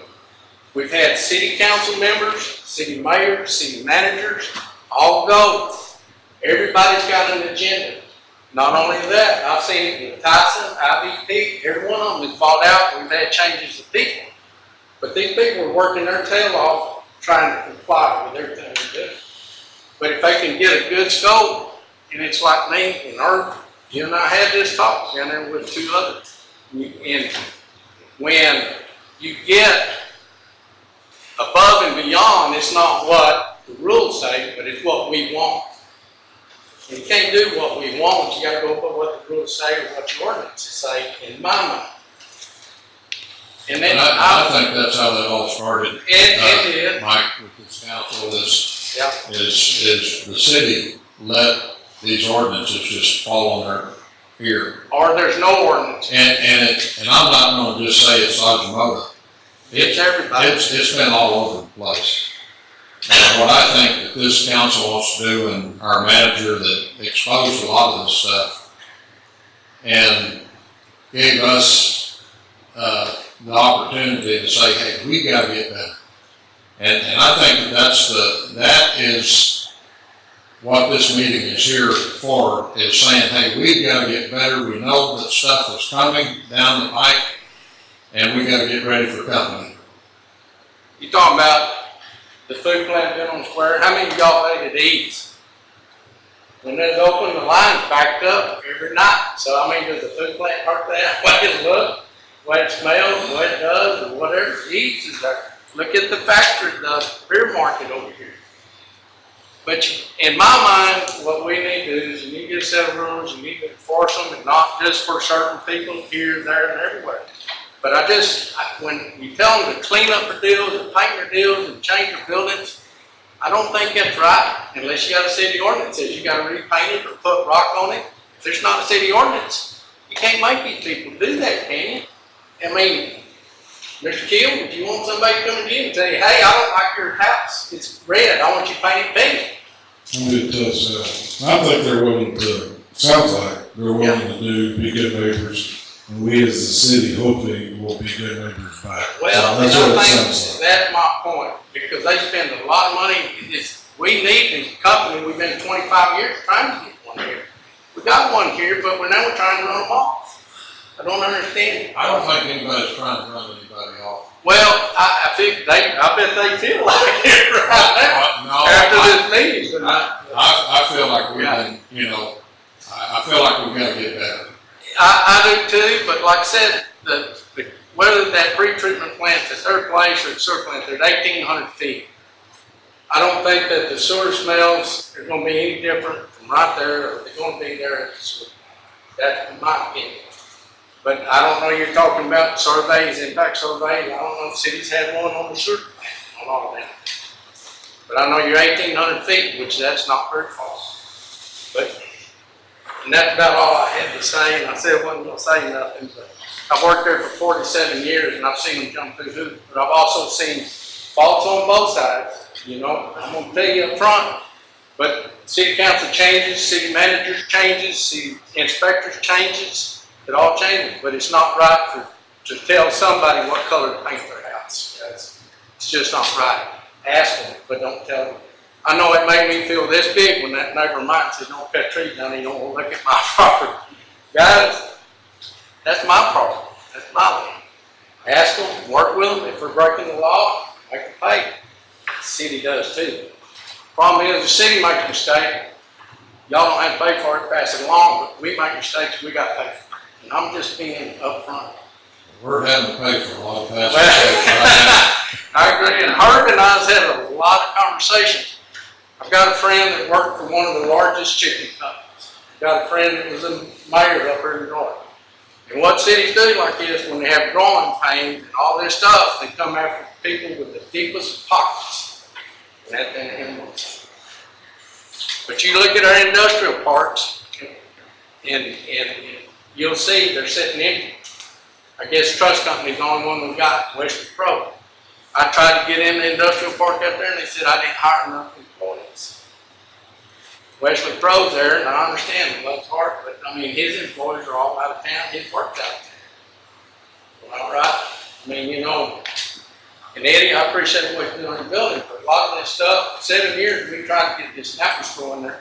One of the comments I had, this is from 2 city employees, trying to make us do above and beyond what the code showed. I showed them on board. What difference does it make? It's not your money. I went through it. And I'm embarrassed sometimes trying to permit jobs in town because of what happened right there. And Herb and I, we've had a big conversation about it. And this is not right. So you can't go above and beyond what the state requires. So I'd like to speak to a couple of points on that. The city is certainly not pursuing a business that has the deepest pockets. They're pursuing an industry that is the most egregious violator of our wastewater ordinances and has been for a long period of time. Now, why it hasn't been addressed more seriously before now, I can't answer that, but I can attest to what we've done since November. So it's ludicrous to assume that this pursuit began for someone with deep pockets. Additionally, municipalities are allowed to set ordinances, sometimes that are more restrictive. The only thing we are asking of the Ajinomoto is that they come to our ordinance levels, which they currently exceed by 10 times. So we're not asking them to go above and beyond. I agree with you right there. But you did just make the statement that we were. Do what? You did just make the statement that we were asking for above and beyond. They didn't know. Let me ask you Come this. in compliance with our ordinances. Okay, let me tell you the deal we have. We're trying to permit this building down there. 12,000 square foot building, whatever it was, and I showed her this. And I'm sitting there and your city inspector, your fire marshal comes and said, no, don't want to look at the plans. You got to hire an architect, all this stuff. I'm sitting there and I pull up the state rules. They're carried down there to Ricky Roy. Remember Ricky Roy? No. I sat there and showed him them plans, and he looked at it and said, Mike, I agree with you, 100%. But I got to back my guys. They turned around and the 2 guys said, what difference does it make? It's not your money anyway. How many Now, years ago was and it was above and beyond what the state requires. You see? that? How many years? This is a separate issue than tonight's. I'm sorry, that, speaking on behalf, what he's trying to say, this was actually 2023. 2023, 2 years ago. And the year before. So, my point is. Before, I think, so. Yeah. We just don't want the past to repeat. The point I'm saying is the city's as much fault on all this as anybody. When you try to make people do above and beyond. And then, when we make us do this, the city ought to have to do it the exact same way, which it hadn't happened. So I don't have anything else to say. Thank you, Mike. I just want to say, addressing me with the head God bless your heart is probably, I think that is a very big insult, and it'll never be the same for me and me, Mike. Fair enough. Let's get better. I think we got one more, Mr. Abel. No, I don't have anything to say. You don't have anything to say? All right. Yes, sir. Question, I've heard about these violations, you just referenced violations. I also heard his comment about the building inspector, which I can appreciate because I can relate to that prior to our current situation with the building inspector. So, the building inspector situation 3 years ago has been resolved. That's great. What are we doing to address violations? And if we're gonna be good neighbors and we're all gonna play, like you said, we wanna play even, then I don't think a minuscule penalty, financial penalty, is gonna fix the problem, because it's a lot easier to write the check than to fix the problem. And I think going forward in this, we wanna work together, is take care of the violations, and at the same time, the city will take care of their side of the equation going forward. I think they've already made some very positive steps that direction. With a whole lot of offices that have changed in the last few years, which I think has been extremely positive for the city. You know, and we're talking about violations, this and that. One of the things that has come up on a regular basis, I think at least 3 times, and Mr. Bart, you might be able to address this, I think you guys have had some issues inside the building that have gone unreported, fires, this and that, where we've been notified by, I think, an anonymous caller or an employee about fires.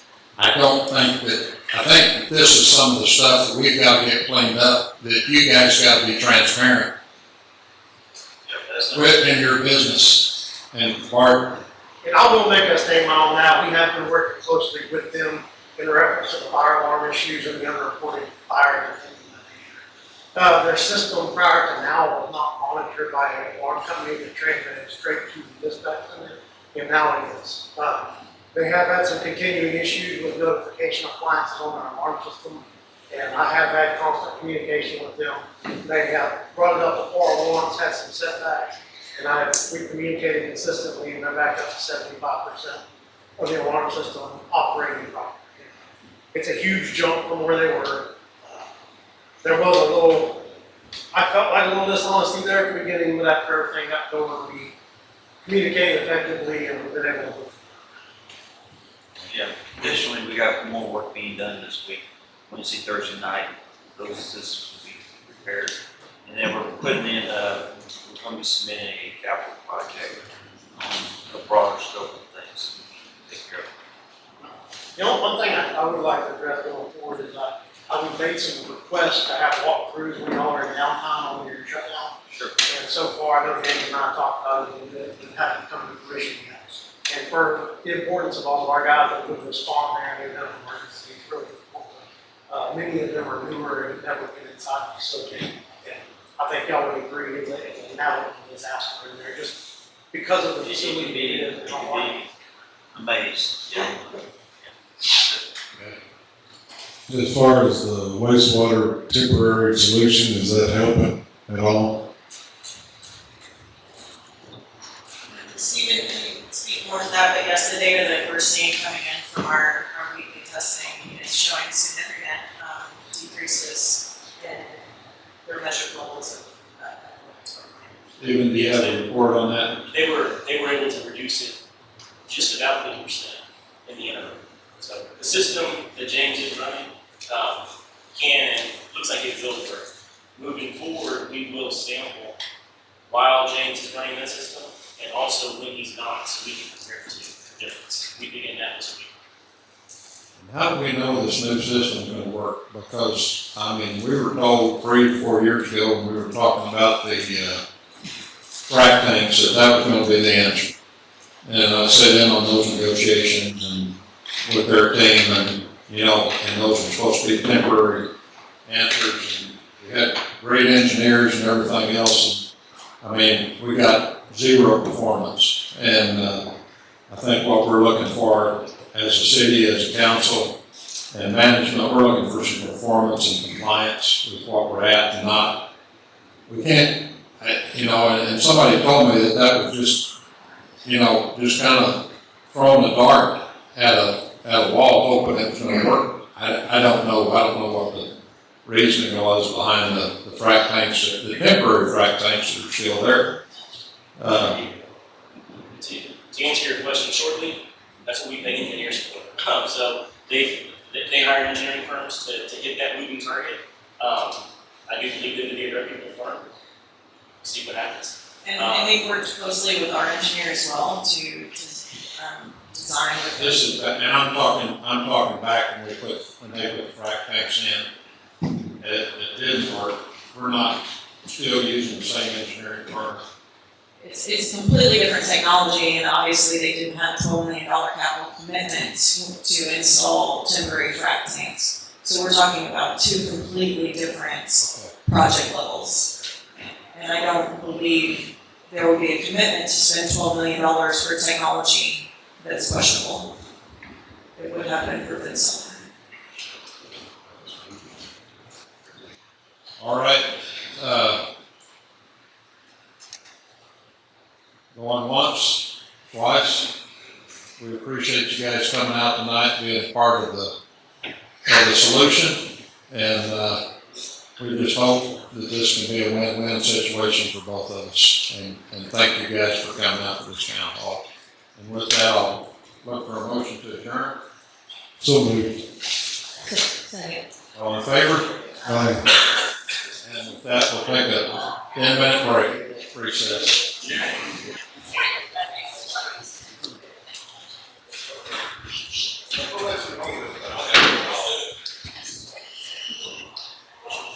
Let's see, we're missing Mr. Councilman Keel. Anybody know where he is? Did he leave? Did he go home? Or go out to eat dinner? He's in the kitchen eating dinner.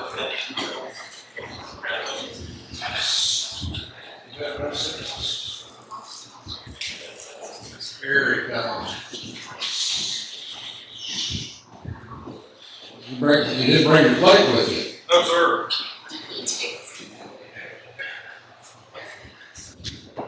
All right, Chief. All rise.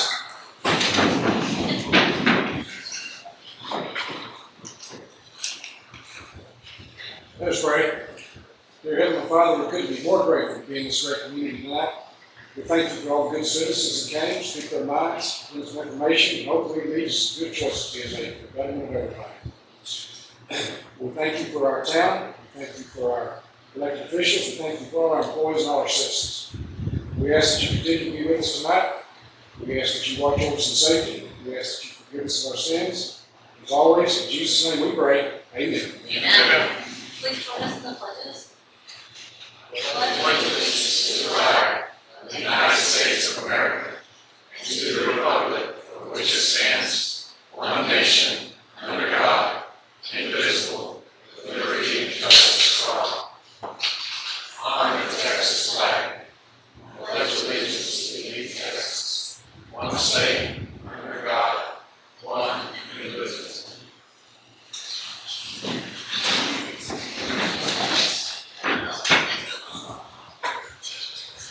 Have a couple of proclamations and presentation. I would like to recognize Mr. Jason Lemons. You come forward.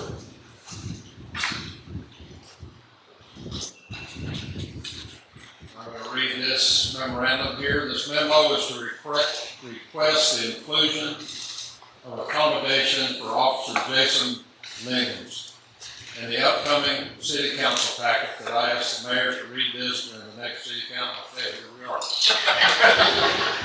On June 28, 2025, Officer Jason Lemons responded to a family violence incident where a 27-year-old man had been stabbed with a large kitchen knife. The victim sustained deep wounds with heavy bleeding from a suspected severe artery.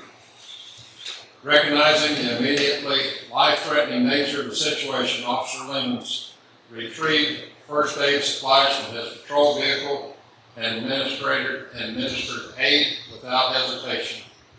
He applied direct pressure to control the severe bleeding and maintained his calm professionalism until emergency medical personnel arrived. Paramedics on the scene later confirmed that Officer Lehman's quick and decisive actions were critical and saved the victim's life. In recognition of his heroic action, Officer Lemons has been awarded the Life Safety Award from the American Police Hall of Fame.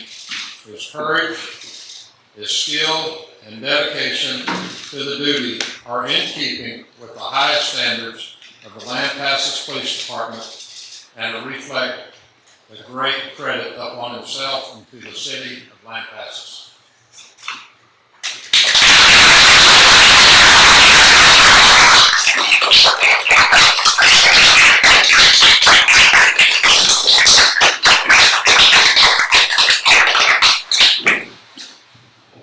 Family, would you like to get up here?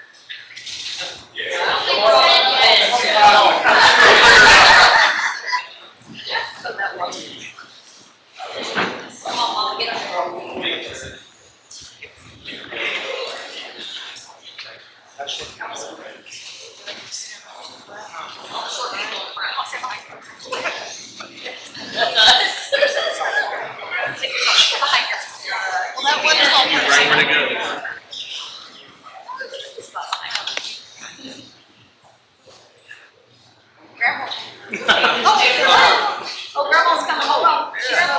The more the merrier.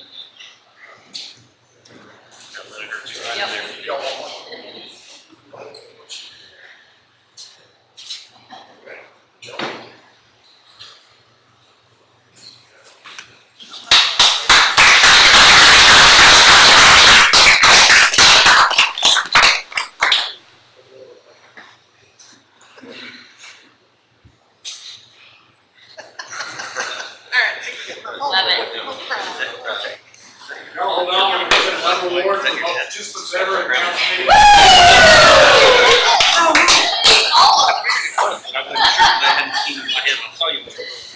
Thank y'all. Appreciate y'all patience. Appreciate y'all patience. Oh, Jason. And the next one we have up is swearing in a new police officer, Jonathan Vallejo. Vallejo. Thank you. Jonathan, welcome. Thanks, sir. That's right there, please. All right, raise your right hand, repeat after me. I, Jonathan Vallejo. I, Jonathan Vallejo, Do hereby solemnly swear do hereby solemnly swear that I will faithfully execute the duties that I will faithfully execute the duties of the office of Lampasas, Texas Police Officer, of the office of Lampasas, Texas Police Officer, and will to the best of my ability and will to the best of my ability preserve, protect, and defend preserve, protect, and defend the Constitution and laws of the United States the Constitution and laws of the United States and of this state. and of this state. So help me God. So help me God. Congratulations. Thanks, Welcome.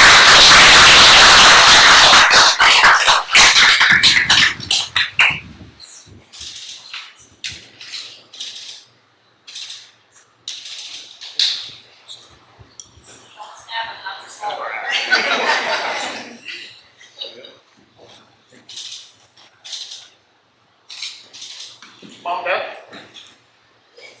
Come on.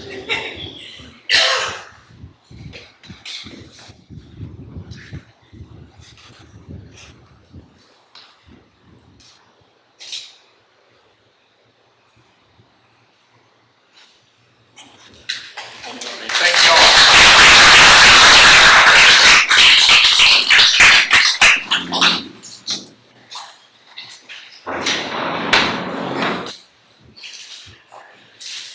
And at this time, the City Council of the City of Lampasas, Texas will meet and close the executive session pursuant to the Texas Government Code, Chapter 551, as follows. Section 551087, the economic development to receive and evaluate financial information, received from a business prospect to discuss the same or to deliberate regarding commercial financial information the city has received. A business prospect conducting economic development negotiations to deliberate an offer or any other financial incentives. And at this time, we'll get a motion to adjourn to.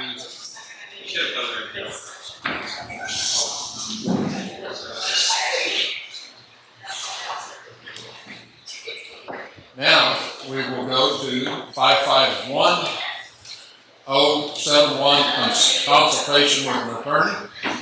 And we will look for a motion to adjourn into executive session. Second. All in favor? Aye.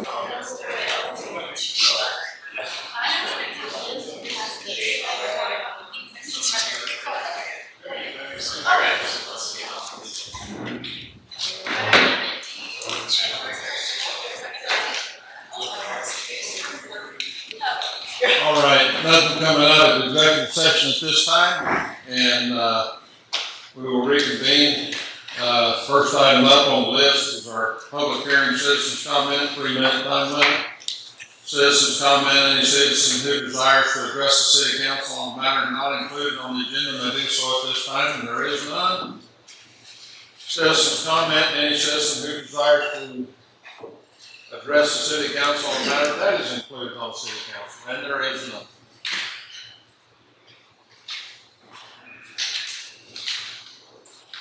Public hearing to receive citizens' comment regarding the request to allow for a specific use permit for property legally described as Block 1, Lots 1 through 5, the Ankerberg addition, commonly known as Mill Street, Lampasas, Texas, Lampasas County. Good evening, Mayor and Council. Mr. Ankerberg was here. I told him he could go home because it was a long night for him. But if you have questions, I should be able to answer them for you. He is asking for approval for a specific use permit for duplexes on 5 lots over on Mill Street. He has had an approved specific use permit in the past, but since then he's replatted over there to make it 5 lots, which requires him to get a second approval for the location.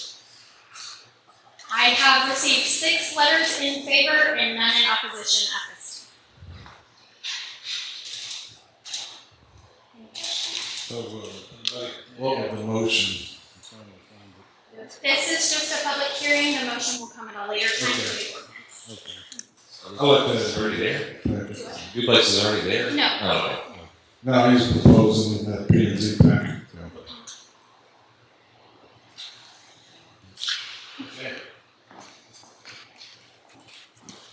Discussion and possible action regarding the approval of minutes of the regular meeting held on July the 28th, 2025.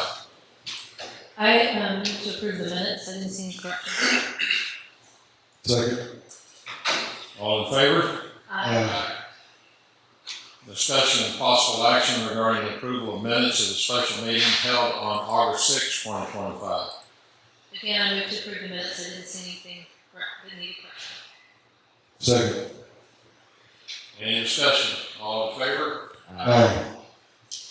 Consent agenda, discussion and possible action to amend Code of Ordinance of the City of Lampasas, Chapter 54, Parks and Recreation by amending Section 54-166 related to the operation of non-motorized vehicle in public parks, providing for a savings clause, providing for severability clause, providing for a penalty or a fine not to exceed $500 per offense, and providing an effective date. Discussion and possible action, amending Ordinance 543, Section 2 of Code of Ordinance of the City of Lampasas, Chapter 54, Parks and Recreation, relating to setting the rates for use of recreational facilities and programs of the City of Lampasas, Texas, to establish regulations for the use of the swimming facility by children under 14 years of age, providing an effective date, containing severability repealer clause.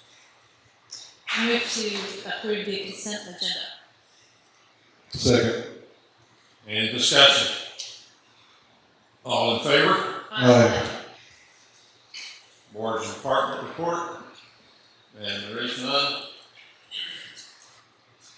Go to 7.1, discussion and consider the winner of website photo contest entry.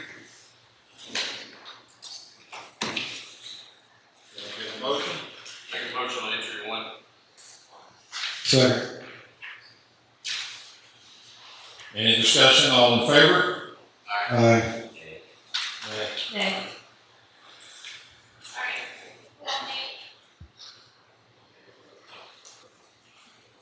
They don't like the American flag.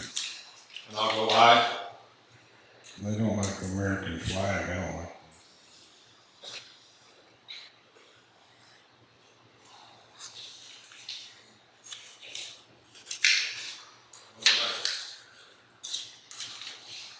Seven point two, discussion and possible action to amend code of ordinance of the city of Lampasas, chapter 78, traffic and vehicles, article 2, division 4, section 78, 121, establishing a speed limit for portions of Old Covenant Road located in the city's jurisdiction, providing for enforcement and applicable fines and punishment containing a repeater clause, containing a severability clause, and a effective date. Mayor and council, it was recently discovered that a portion of Old Convent Road is considered to be inside the city limits, and as such, the city will need to establish a city limit for that portion of roadway, and that's simply what this ordinance is. And what's the speed limit that's being set? It's a 30. Sorry, I can't hear you. Where's that road? It's out off of East Avenue. 5 It's an old common road goes from, this area over to the old highway west, and then it cuts off about just north of the, cut off to, Lomita. If you're on Western Street, when you get to Avenue B, it changes to Campbell, and then when you get to East Avenue J, it changes to Congress Road. I move to approve the first reading of the amendment to the code of ordinance of the city of Lampasas, chapter 78, traffic and vehicles, article 2, division 4, section 78, 121. Second. Any discussion? All in favor? Aye.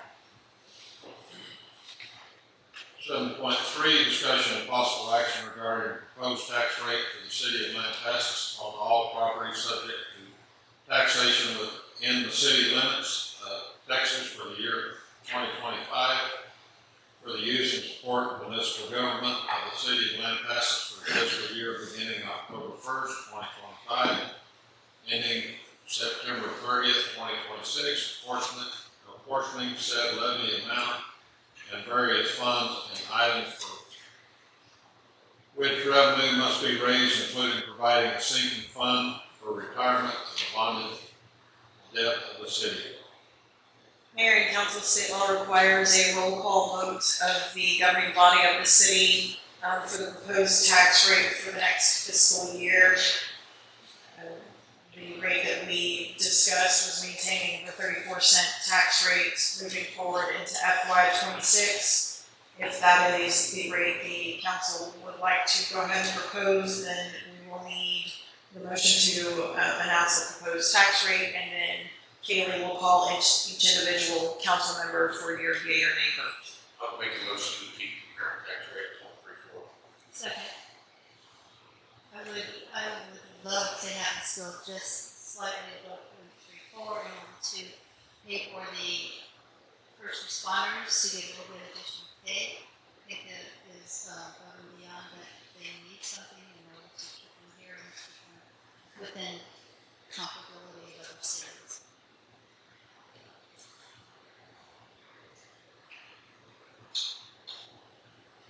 So we have a motion. And we have a second. You going to 1.34 is not the same versus mine. Yes. They'll get the 3% cost of living, that's still in the number, but it doesn't allow us enough excess revenue to do anything additional above the 3%. What were we talking about the other day? I thought we planned on that. So currently, I have put into the budget until council directs me otherwise, the $100,000 contribution to the county for EMS. If that were to be removed, that would allow plenty of room for the first responder additional raises. But if that remains, there is not enough excess revenue to pay for that. If we change the rate to 0.34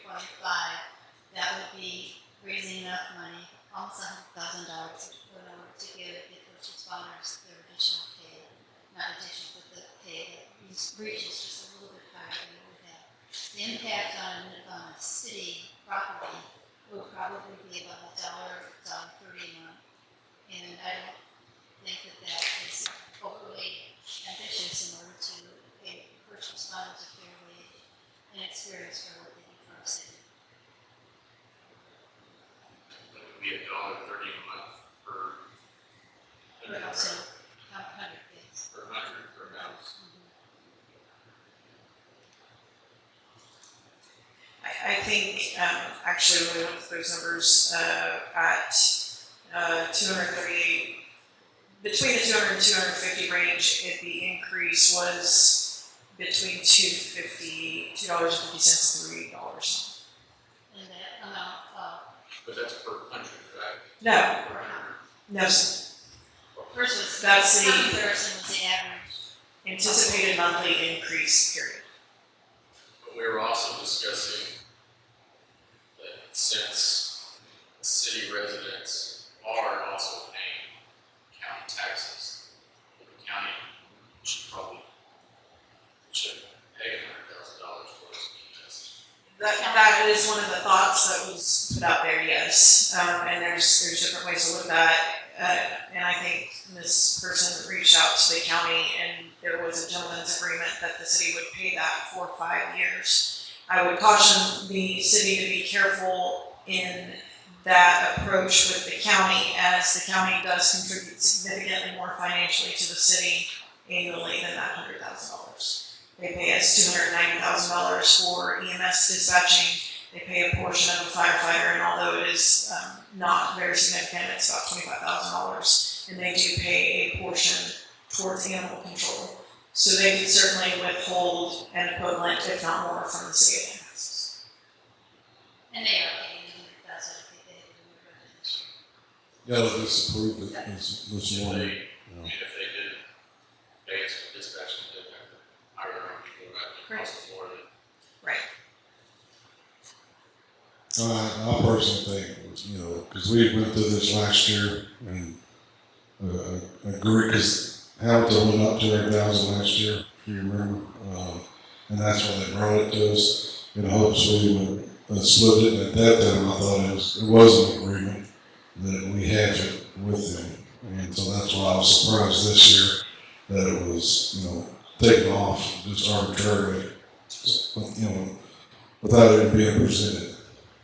Basically, the department head said, we don't need to pay this.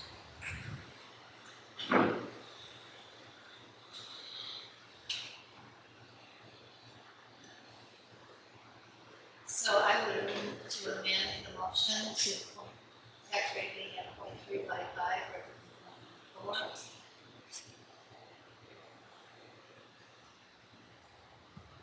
Till that one dies, or I'll second that one. We will need to do the roll call vote for the 0.34, and we can come back to your motion. I still Is your think we can vote find on? some money somewhere else. So are we roll call? Do the roll call. Can you clarify what? We are voting on the 0.34, That's that the was first. the first motion. This is around the corner because obviously I don't want taxes to go up either. I've been standing on the hill on that, but I mean, so you're saying there's, I mean, it's a really good chance that we can't get those officers a pay raise if. It will be a stretch. I think the only thing I can think of without significantly cutting into department budgets is that we did leave some excess revenue in the water fund. I think to the tune of about $50,000. But we Because we weren't, it's not a guarantee that, depending on if people conserve water, that revenue is not a guarantee.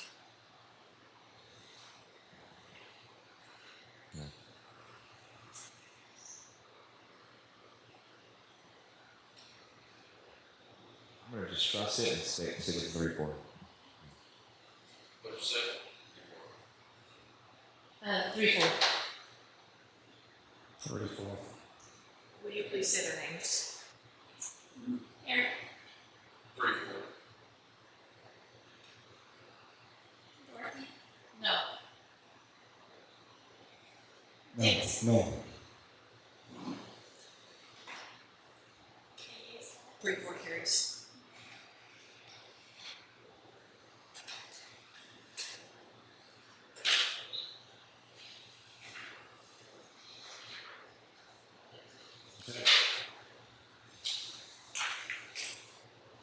Seven point four, discussion of possible action concerning scheduling one public hearing regarding the proposed tax rate upon all property is subject to taxation within the city of Lampasas, Texas for 2025 tax year for the use and support of municipal government of the city of Lampasas for the fiscal year beginning October 1st, 2025, ending September 30th, 2026, apportioning said levies among various funds and items for which revenue must be raised, including providing a sinking fund for the retirement of the bonded debt of the city.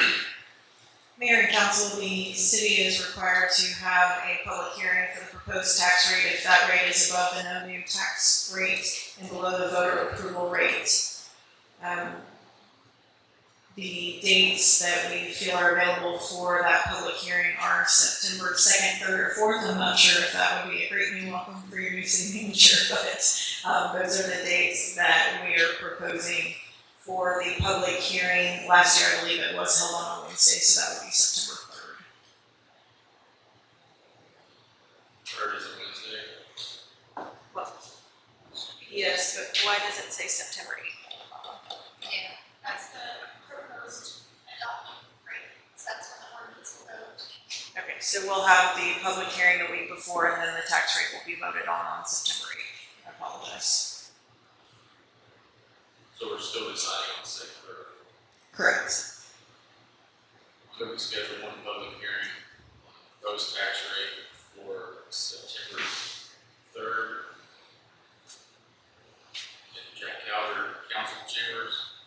The meeting to vote on the tax rate will be Monday, September 8th, 2025 at 6 p.m. What time will be public hearing? Or 5:30.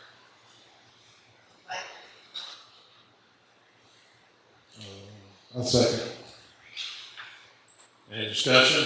All in favor?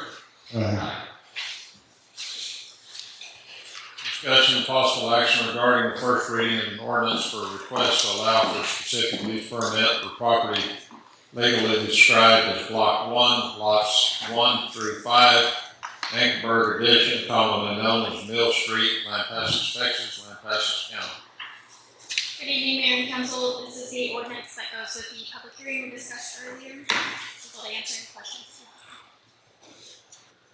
Make a motion to approve the first reading of the ordinance amending the Lampasas Code of Ordinances regarding request for a specific use permit in an area zoned commercial C to allow for 2 family residential duplexes SF2 to be located on the property described as Block 1, Lots 1 through 5 of the Ankerberg Addition, commonly known as Mill Street, Lampasas, Texas, Lampasas County. Second. Any discussion? All in favor? 7.6, discussion and possible action regarding the first reading of an ordinance amending the Lampasas Code of Ordinance regarding the zoning regulation pertaining to the smoke tobacco shop. Good evening, Mayor and Council. This ordinance was brought from Council to the Planning and Zoning Commission last Thursday. They requested us to mimic the existing ordinance we have in effect for alcohol sales that are 300 feet from schools, churches, daycares, things like that. So I did pull that ordinance and the current one that we have, and I made some modifications to it, but the major change is 300 feet from the 2,000 feet that was presented originally. The only thing I would still like to see is that it's just not on Key Avenue from traffic light from Bushes to traffic light 580 East. That's just my opinion. My opinion is, I don't like the 300 feet, I don't think that's far enough. You can modify it. You have to make a motion. During the public, or the planning commission, they were pointing out that 2,000 feet was a half a mile, and how limiting that was for everybody within, city limits to have the option of a vape shop. So, we thought that was too far, and they requested that it be considered consider to have it similar to the ordinances of alcohol. Seems reasonable. Wait, can you talk into your mic a little more? I'm sorry. You can't hear me? No, not at all. I heard her, she basically said that, the, planning and zoning wanted it to be 300 because they said 2,000 feet is a half mile and it was very limiting. But I don't agree with that. I still think it should be more than 300 feet. And the other half of their discussion was to mirror what we have and not less restrictive for vape shops than we do for alcohol. They pointed out that it feels like you were picking on specific business types. Yes. That was their main feed into the motion that was made to amend it from 2,000 to 300 feet. Well, in my opinion, I think we are in charge of what type of businesses come to town and what we want our town to look like, which is the whole purpose of that. But is it business to have a punitive, something punitive against them because of the type of business like that compared to liquor? Yeah, Think so? I do, yes, because of what I deal with at school. Yeah, I agree. When I was there, the vapes were a huge issue in school. I mean, I don't say every kid, but I bet at least 50% of the kids had them on at all times. I mean, the vapes are such an issue, vapes are such an issue with school and children that the state has set laws about what we have to do penalty wise, whether they go to DAP, whether they go to in-school suspension. So I think it's a huge problem. Is this geared into adults or juveniles, this ordinance? The ordinance is geared toward the shop itself, which could supply to adults or juveniles or whatever. I know they can't sell directly to juveniles, but they get them from somewhere. I just don't have the concern, I guess, that you do. See, my idea is just getting rid of the visual normality of seeing it on a public road. The more normal it is, the more the kids think it's normal. But again, we're talking about adults, not children. Well, I mean, adults or children, either way, but if we get rid of the normality of it, then it's abnormal to see it, and then abnormal to possibly use it then.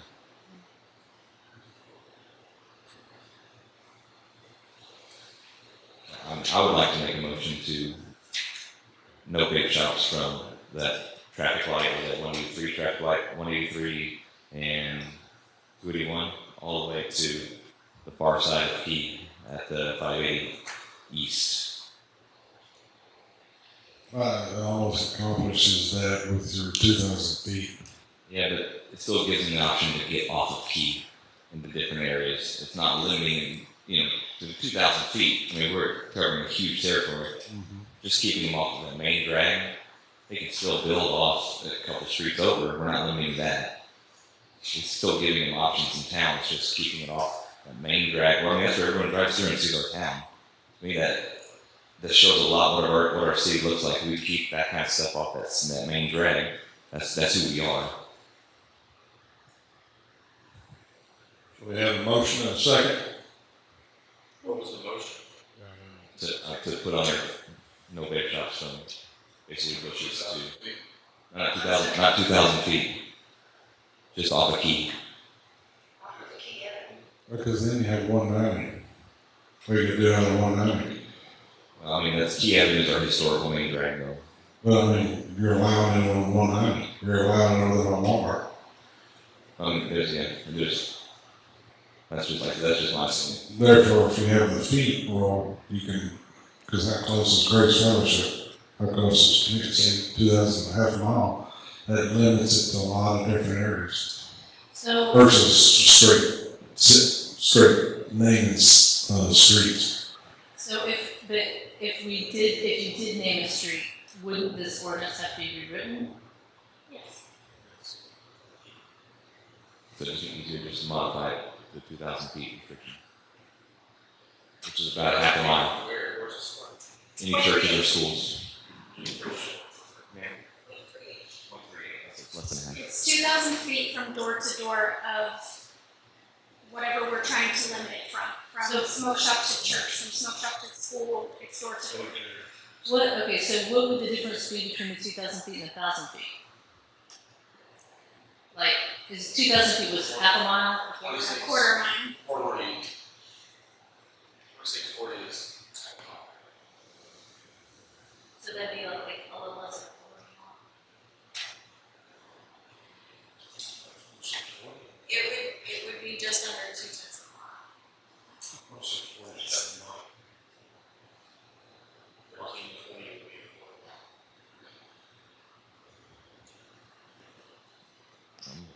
Google. How long is he Just sitting here, I don't have to answer. I know, I just, I'm having a hard time wrapping my head around how So far. here's, I'm putting the Google Earth right now. So 2,000 feet would be from First Baptist Church all the way to Proctor Motors. That'd be 2,000 feet. So they could technically still be on P unless there's Well, something further down. yeah. Because it's what, it's a Churches or schools, though. private Middle school's right there too. Or Yeah, daycare. daycare, Yeah, so church, 2,000 feet hospital. would do it. The current alcohol ordinance does not call for daycares or playgrounds like this one does. It's only private schools, public schools, and churches.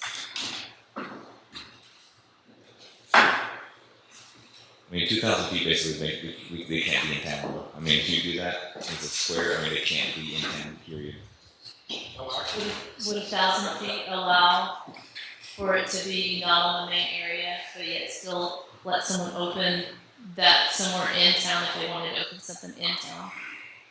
I obviously have to look at a map and map out where each of the church facilities, daycares, schools, to get a good picture of it. So is there any We way can do that. Is there any way that we could table this until we have a little more research? So we'll table, I do have a motion from Edward though, so I would so need we'll you withdraw the motion. either I'll withdraw withdraw it. my motion. And with that, we need a motion to adjourn. So moved. Second. All in favor? Aye. Aye.